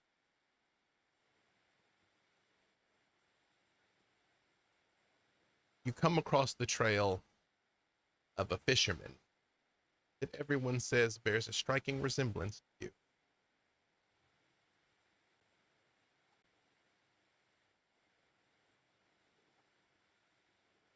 I go up to him. His home is simple, on a rocky outcropping overlooking the sea to the west, with views of the setting sun. You see nets hanging, all tied with very intricate knots that you absolutely recognize before you see the man himself. And a dog comes running up to you, eagerly licks your hand.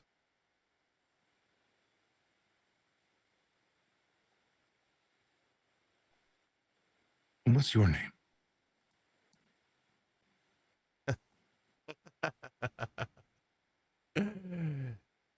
Von Zarovich, actually.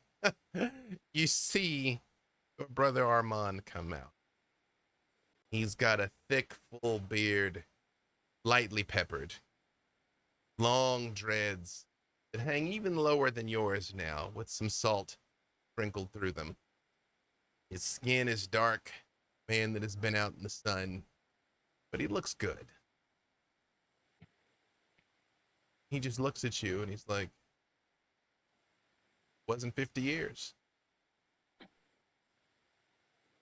True. Any room to build another house out here somewhere? If you're okay with that. Yeah. I just assumed, and he motions out towards the ocean. Since those lands were ours, we at least had some claim on the fishing, right? That's a solid fact. I don't see the others. Are they? I'm not sure. I know I had to see another wedding. Hopefully they had better luck than I did. Not so much. They got to fulfill their vows, which was awesome, but after that, got interesting. You know, you were the only one that was at both. So maybe you shouldn't go to any more weddings. You know, that sounds like a solid rule. No more weddings for me. I think we're just gonna just hang back. But ooh, How's the hunting out here? You, Aside s- from the fish. you see, he looks around, and his words just sort of trail off. And he just comes forward and he hugs you. And it's a powerful hug with muscle your brother did not have the last time. I'll come back the second way. It's good to see you. I'm Desmond, glad it didn't take another 50 years. I'm sorry. Sorry for all of it. I'm sorry for Veronica. I'm sorry for mother and father. Stop. I'm sorry. Stop. Armand. None of this was your fault. Just like none of this was mine. Just like none of this was any of ours. The fault for all of this lies with 4 Dark Lords. We're just pawns in the process. What I'm sorry for is not finding you sooner initially.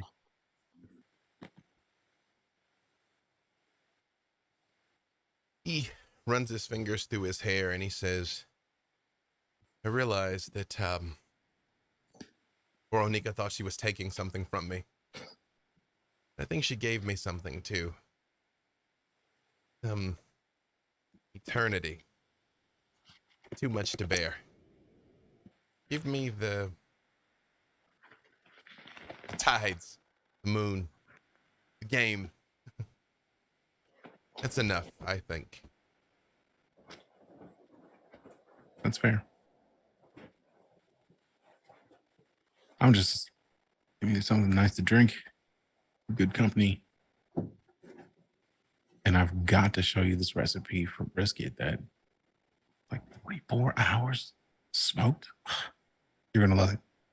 He says, I found something that I think you might like. And what's that? Strangest thing, I was out fishing and there was a raven. And I swear it sounds weird. Maybe it won't sound strange to you. It wanted me to follow it. And I dove in and I fished something out. And you see he opens a trunk and pulls out a plugged ceramic face that you recognize instantly as some of your own personal blend of moonshine. It's 50 plus years old now. You have to be good. Yeah. And where did you find that? Deep in the water. Raven lends you to this? Yeah, it was the strangest thing. Like I wouldn't have believed it if I hadn't seen it, and I dove in, and there it was. Now you know my flavors. You know my vases. That's mine. Did you keep that Well, specifically for when I showed up? Because you knew I was going to hunt for you. figured you'd turn up at some point, and if it took 51 years, I would have just cracked it open and drank it myself. That's a fair point. Desmond, you get the distinct sense of a wolf on the wind.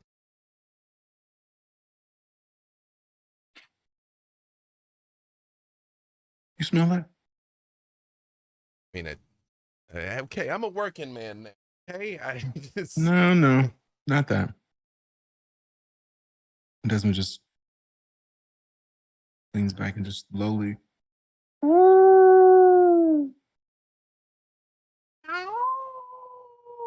A very, very small howl comes back in reply. And you see some bushes sort of rustle a little.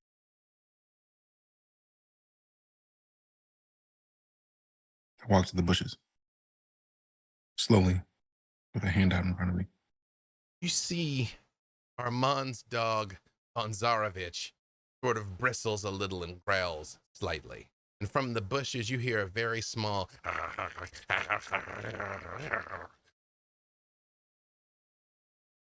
And as you get closer, you see a small jet black wolf pup.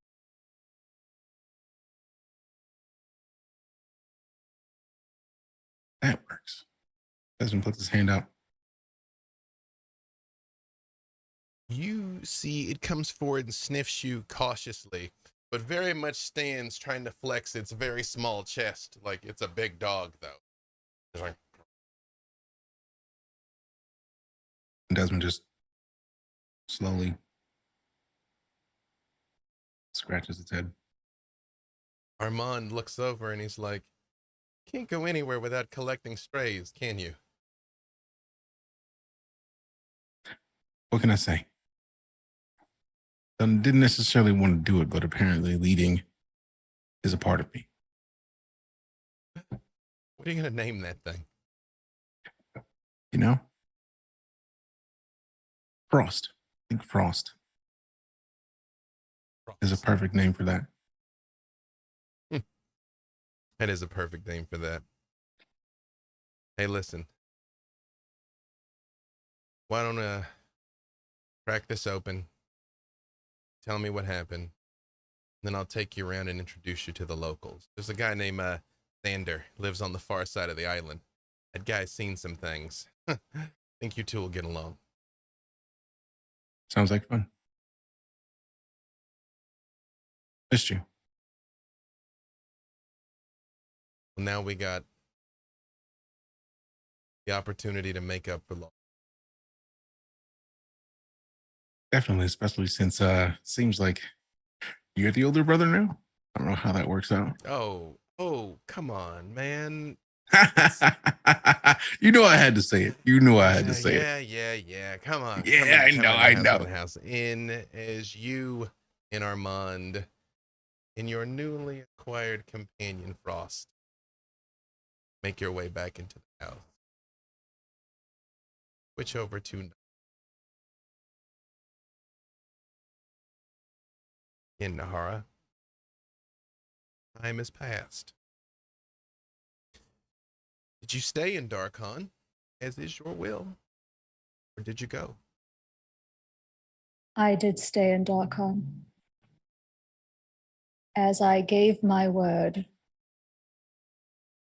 that if Azalin let me have Uriah in my life, that I would serve as his general and lead his army of warlocks as he had planned.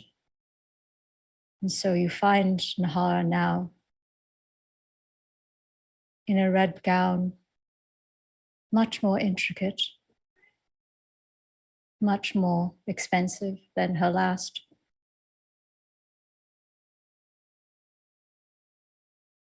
And it is because of this hope of having Uriah fully to her, as the way they had both hoped on their wedding day. Nahara keeps her enemies closer, as the saying goes. And for now, she will lead any army if that is Azalin's will. But in the times that she has to herself, she does still have all these tokens to walk through mists, and has made a vow to herself that she will never give up trying. There must be someone, there must be some place, there must be something that can help us. But for now she bides her time. And it is better to know what he wills of her at this moment than to risk losing Uriah so quickly. In the newly reformed Ilaluk, glorious. The people walk the streets with their heads held high, cautiously optimistic about the future of Darkon and their new ruler's wisdom and mercy. As you make your way through the streets, the people bow to you but keep their distance, and they avert their eyes quickly, and they don't speak unless they're spoken to. As you're aware, a handful of members of the Kargat are never far out of reach. And as you pass by a dark alley, a familiar voice rings out. My lady, if I might, can I have a word? If you will allow it. Who goes there? It is I, your humble servant. You see Metis, Baron Metis, step out of the darkness, her black uniform of the Kargat. Most of her injuries healed, but still with deep burns and blisters from the sunlight, which may never heal, but you've realized she's actually proud of.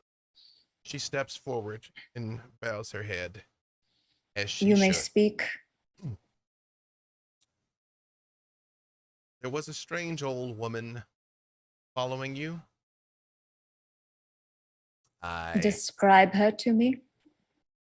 I went to intervene, apprehend her as necessary. She was surprisingly strong. She said she's your granny? I know of whom you speak. Yes. What of it? Well, I have temporarily relocated her in a nearby home. The occupants seemed willing to allow entry. Would you like to speak with her? Yes, you may lead me there, and then as soon as I am there, you may go. Should I eliminate any witnesses that see you coming or going? No, that's not necessary. As my queen wills. And you see, Metis turns and walks, and while everyone greets you with cautious reverence, they greet Metis with fear. They immediately stop and look at their shoes. Many people visibly tremble. Those that don't, you see she makes a point of staring at until they do. But I should have to remember to come back and have a word with that baker there. He seems to have forgotten himself. That's the difference between you and I. People revere me, but they fear me in a way that they will never fear you. And I would like you to never forget that. I'm quite clear on my plate, my lady. Good. Better You may go. Better to serve in Avernus than... I don't think that's how it goes. At any rate, here's the... And I just give her a nod. And you see, she just sort of looks at you and nods, melts back into the shadow.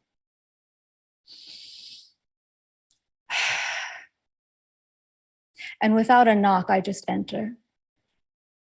You see Granny sitting there with a Taroka deck spread out in front of her on the table. Wow. Look at you. It's good to see you. The years have been kind, I see.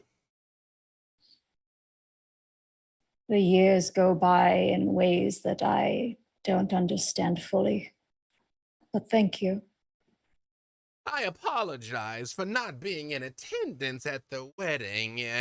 And she taps one of the cards and she's like, I had some insight into how the reception was going to play out, as it had to play out.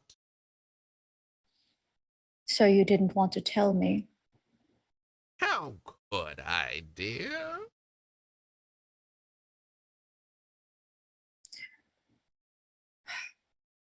And you're here now. Yes. Why? Oh, because I love you, my girl. I've missed you. You might recall when last we spoke, I told Azalin Rex, your king husband, such as it is, I had no claim on you, and I felt nothing but affection for my granddaughter. You have always been kind. Mm. I won't take that away. I think you know by now that by nature, I can't say that I am kind. Well, you were to me, and I understand that things had to happen the way they were. If I did want Uriah in my life, it is the only choice. And so I bear no ill will towards you for not telling me. You see, she holds up a card with a raven on it. Says, you know why things have come to be the way they are? Why 6 were chosen originally and you 4 endured until the conclusion? I would love to know this answer. Ah. If you were one of my normal visitors, this is when I would dangle and make you struggle and say cliche things like, I think you know. But, I will tell you true. The hand of the Raven Queen herself was upon you. Those 6 feathers came from her very wing. For what purpose? What was her goal? Look at what you've done. You removed the god brain. You eliminated Strahd von Zarovich. You liberated might be strong, but definitely reconstituted Darkon. Well, with consequences. As all things must, as all things must. The truth is, child, the board was already set and the pieces moving. Things had to transpire a certain way. Why? You've laid the cards for people. When they ask you why, what do you say? There are things that don't make sense to us until those events happen. You were once a confused, amnesiac girl in a field. Now you are a queen. Of your own volition, no less. Brava. Well, it came with a price. As all things must. As all things must. Tell me, because you are so wise in ways and that I am not, and can see things which I cannot. Is there any hope for the life that we hope to have together?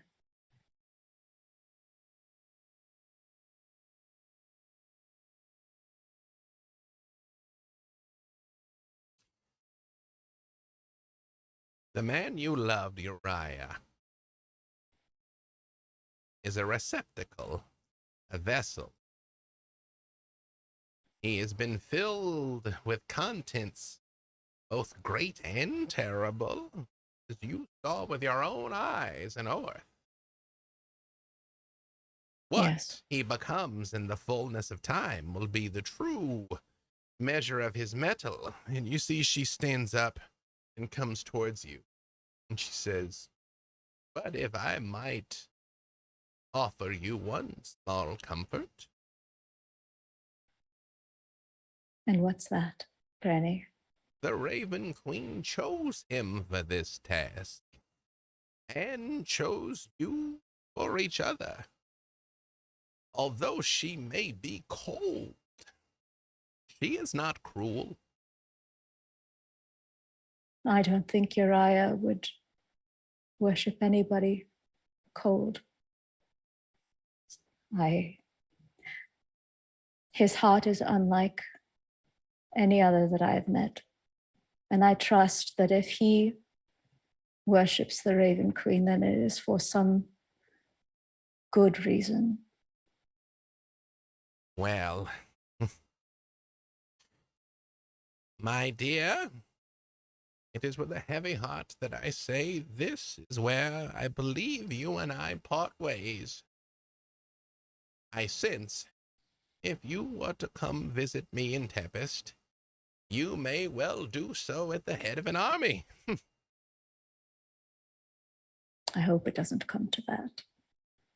As I said, eternity is long. For what it's worth, you have become beautiful and powerful, and I will always be proud of you. Thank you for that. I don't think power is something I really wanted. That's probably for the best. I find those that seek it tend to be the least worthy.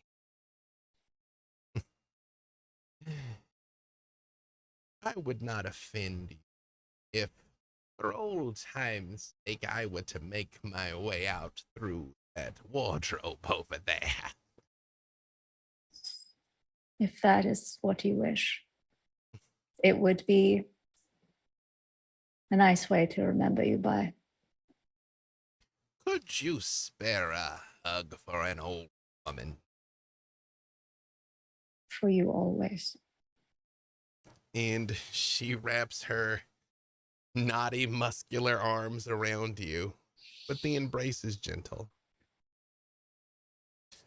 I wish things could have gone differently for you, girl, but I think we both know, on balance, they could have gone tremendously worse.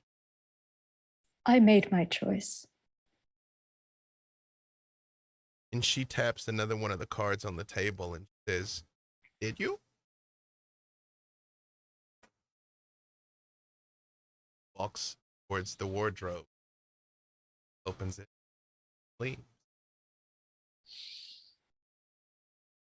And I will walk towards that deck, spread the cards out, and choose one.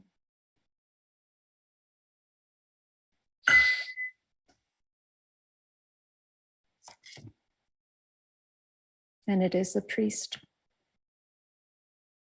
The priest.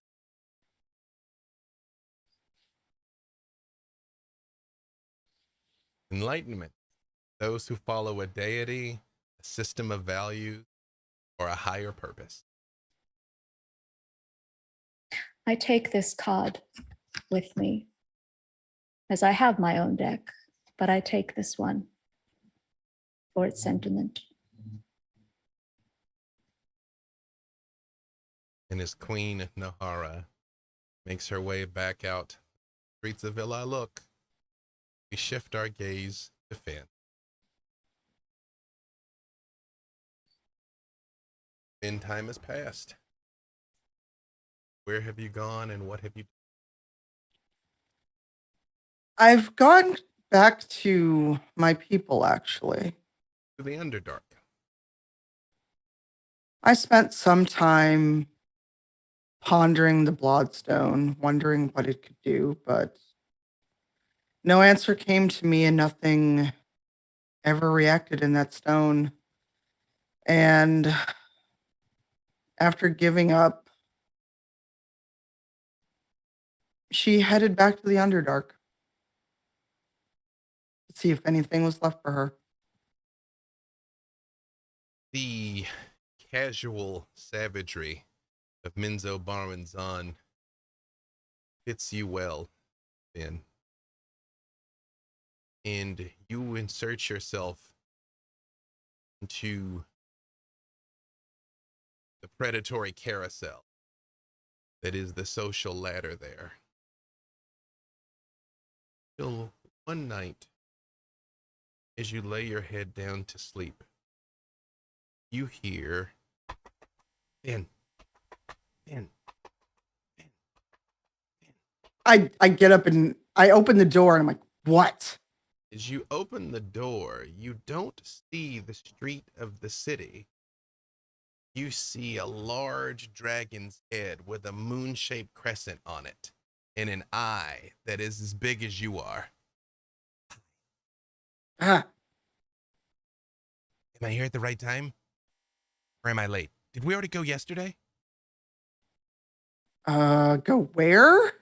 Oh, yeah, okay, right. Got it right this time. That's cool. Last time I asked you this, you hit me in the nose and said we'd already done it. So now I found that I'm in the right place. Great.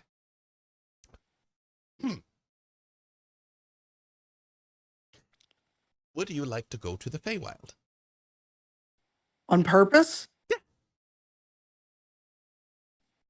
Right now? I mean, now is clearly relative. I mean, to me, you're already, it happened, but but for you, now, yes. I mean, it doesn't have to be now. Isolde's gonna live forever, kinda. I'm sorry, what? Why did you mention Isolde? Oh, she's in the Feywild. I'm sorry, what? Yeah, she's in the Feywild. You told me. How did I tell you that? 'Cause you went looking for her. Okay. Give me like 2 minutes.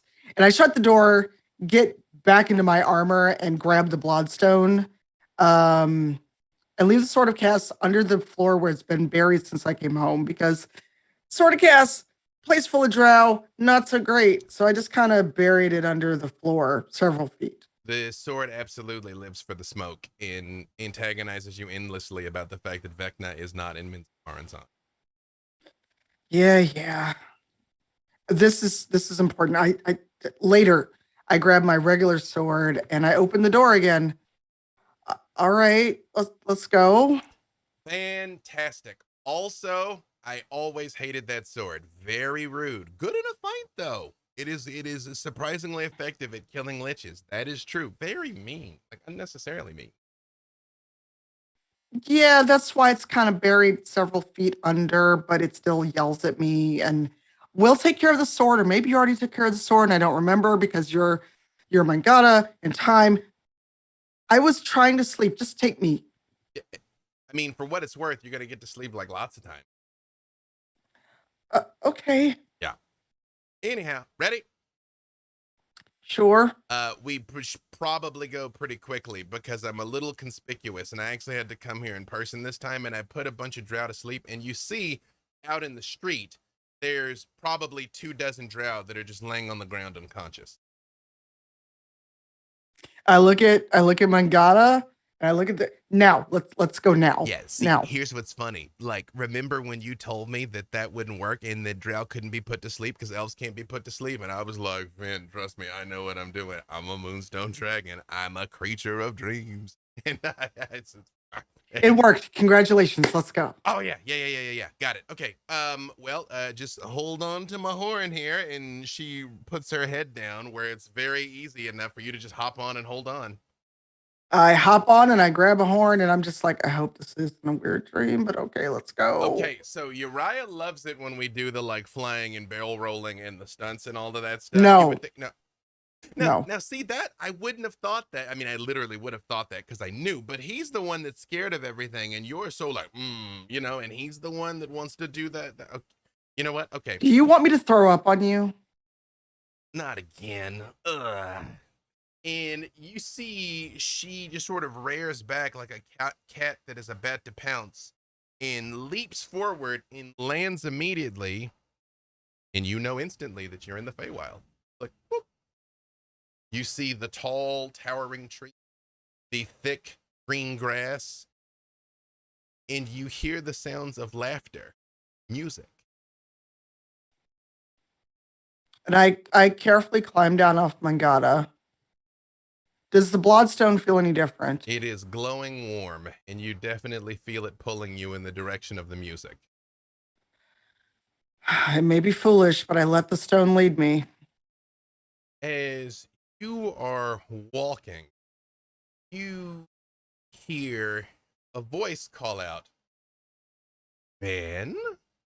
Is that you? Yes.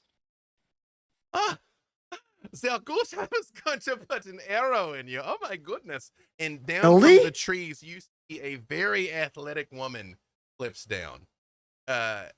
Hildy is a woman grown. She looks as old as you do. She looks great. Hildy? Oh my god, Zach. God in Himmel. Oh my goodness. And she runs and hugs and up. Oh, Hildy, I need my ribs. I need my ribs. I need to breathe. Yeah. Oh. It's so good to see you, Finn. I was hoping that you'd make its way to the carnival. You haven't aged a day, probably literally. You're a Dampere and you don't get so older. You and Nahar are very fortunate in this respect. Wait, where is Nahar? Where's the other ones? It's a long story. And I feel I kind of feel the stone in my pocket. Mm-hmm. You've got to see Eremos. Like, oh, he's so old now. Like, it's like he walks with this like the cane and he's just like hobbling, but he still smashes the things with the hammer. And you're not here to see Elmos. You're here to see Isolde. Is she here? Yeah, she doesn't go anywhere. She like runs things around here. If she'll see me, yes. Okay, so just like I want to manage your expectations, right? So I mean, when we first came here, she was a little upset because you know you did take the sword. We don't use that word around here, but you did take your. But you also like fought gloriously and like saved her, and I think she probably got it eventually. You know, probably. See.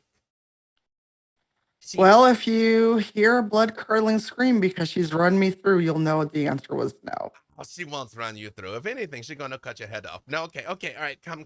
Here we go. And you see she does take you and you see the Witchlight Carnival. And although time has clearly passed looking at Hildy, and some of the staff that you remember from when you were here before are visibly older. Thaco the clown with his gray makeup is clearly gotten jowly with age, and a few other people. The impossibly old goblin that was taking the tickets is not there. There is a fairy that is sitting there taking tickets now.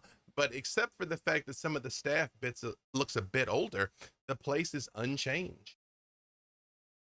I'm just kind of looking around and noticing this as Hildy is dragging me toward wherever Isolde is, and the stone is getting warmer and warmer in my pocket. Mm-hmm. You hear her before you see her. Star, okay, I realize you're a displacer beast, okay, but that doesn't mean that you can just go in whatever tent you want. In Star, the displacer beast, who when you saw was but a cub, is full size now, size of her mother when you saw her last time, and wearing a different colored pair of butterfly wing, and is sort of looking down as she's being scolded as her tentacles sort of whip in the wind, and she looks past Isolde and looks right at you. Isolde's like, that is not going to work again. You won't distract me with. And she turns and she looks at you. And Hi. Yeah. you see she takes a step backwards, and the Star kind of puts her head in her back and holds her there. And she's like, is this some sort of trick? No. I wouldn't do that to you. Wouldn't you? No, not like this.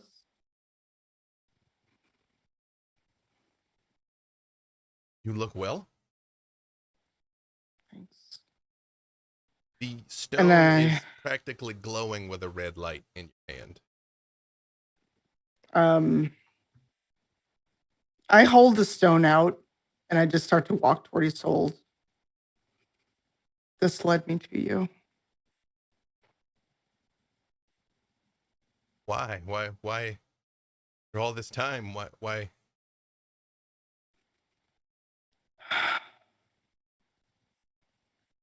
I never stopped loving you. I never stopped looking, but you were hidden too well for me. And I run to her and I drop to my knees in front of her. if you can forgive me, I'm here for you. No. And you see she drops to her knees and puts her hands on your face and goes, "You have to forgive me. You you never even knew me. You only knew this monster consumed with rage and regret and grief. I was terrible to you." I was just as bad as old. Maybe we could begin again. Of course. You see she's about to lean in and kiss you, and she stops for a second and she goes like, "We can begin again if you promise to stay away from that fish woman. She talked about you extensively when I got here." We had an arrangement then, but I will stay away from her. I know we had an arrangement, but I feel like this time I'm just kind of going to want you all to myself for a time, okay? Whatever you want. If it will mean I am back in your arms and in your heart, Yeah. I'll do it. You never left my heart. Just for a time I lost track of it, that's all. Welcome home.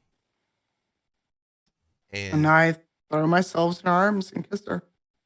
as you kiss Isolde, everyone around in the Witchlight Carnival just starts to cheer, like, "Oh, yay!" And that leads us to the king. King Uriah Valhonen, first of his. Where are you? What are you? You are muted.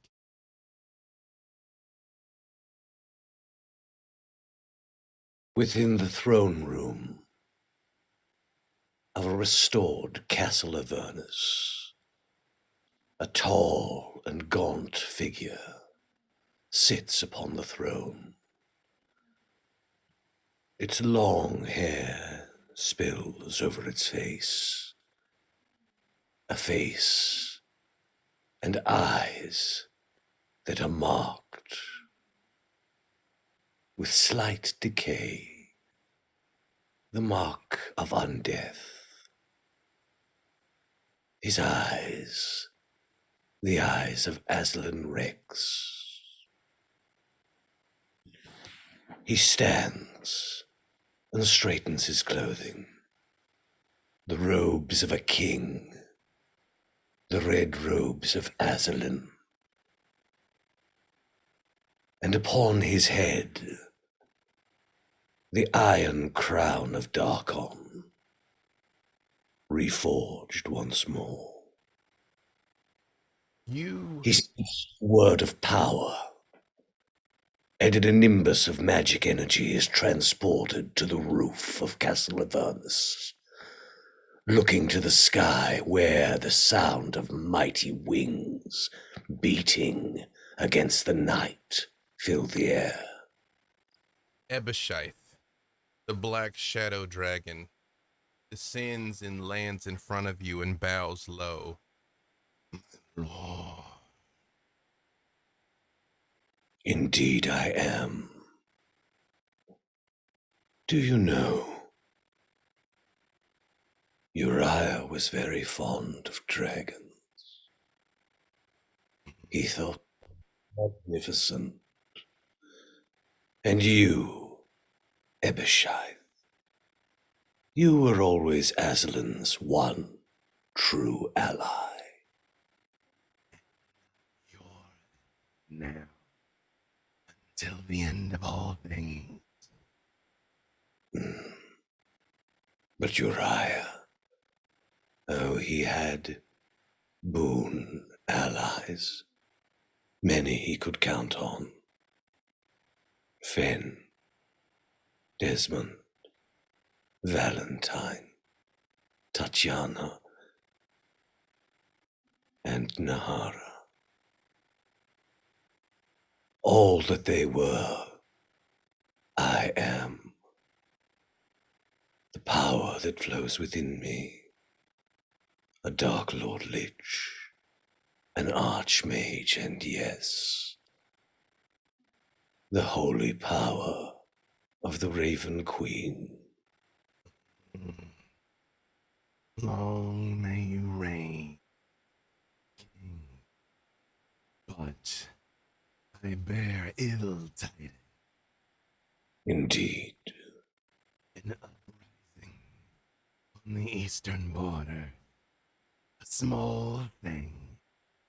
Just stamp out. If you would unleash me upon them. And yet, I come to seek your approval before unleashing your divine might. Not yet. Not what was once Uriah Macabre still guides me. Perhaps in time, he will be swamped by the sea of darkness that dwells within. The centuries of evil of Aslan Rex, but not this day, Ebershith. Then Your king no longer seeks to escape. No. I shall be Darkon's Dark Lord, but also its shepherd. Then you order mercy. We shall temper our rule. Then might I simply fly overhead and strike fear into their mortal hearts? Perhaps it would be more merciful that way. Go. Fly then. Order must be returned. Your will is, of course, my command. And of course, all my fealty to the queen. Mighty is she. In Ebershith's wings beat, it descends back into the sky. And as the king watches it depart,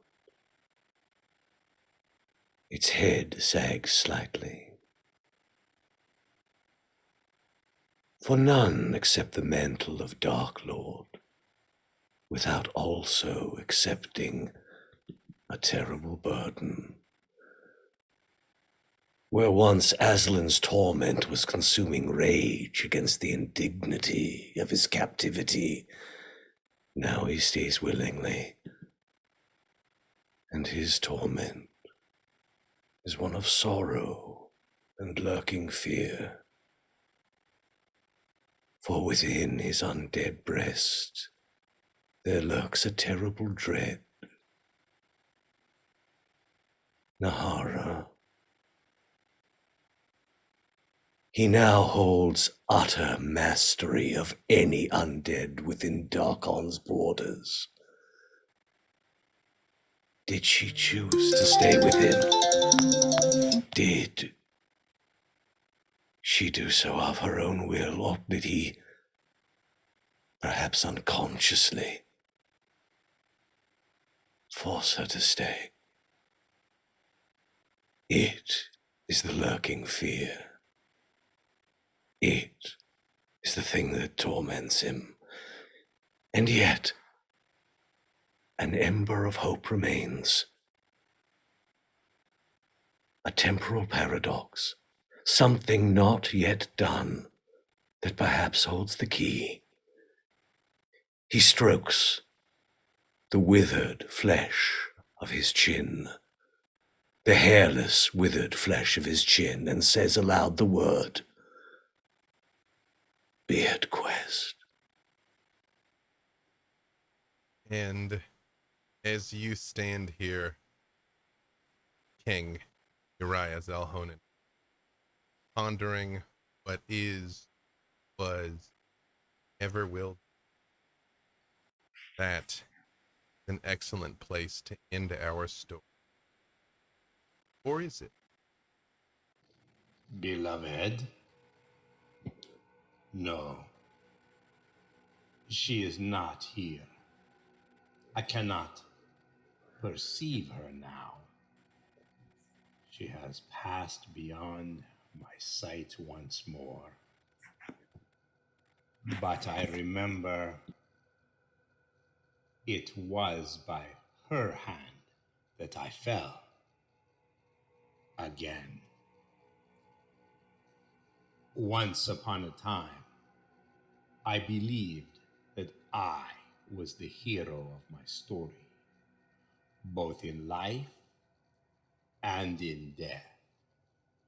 The hero, the victor, the conqueror. Now I know better. Now I know that death is merely another kind of portal, and mine led me into a prison of my own making. I am the ancient. I am the land. And I am not the hero of my story. I am the villain. I have always been the villain.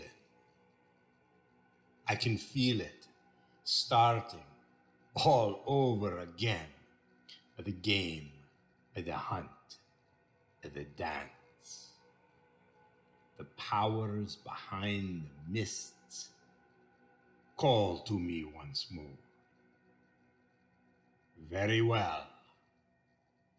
Let us begin again.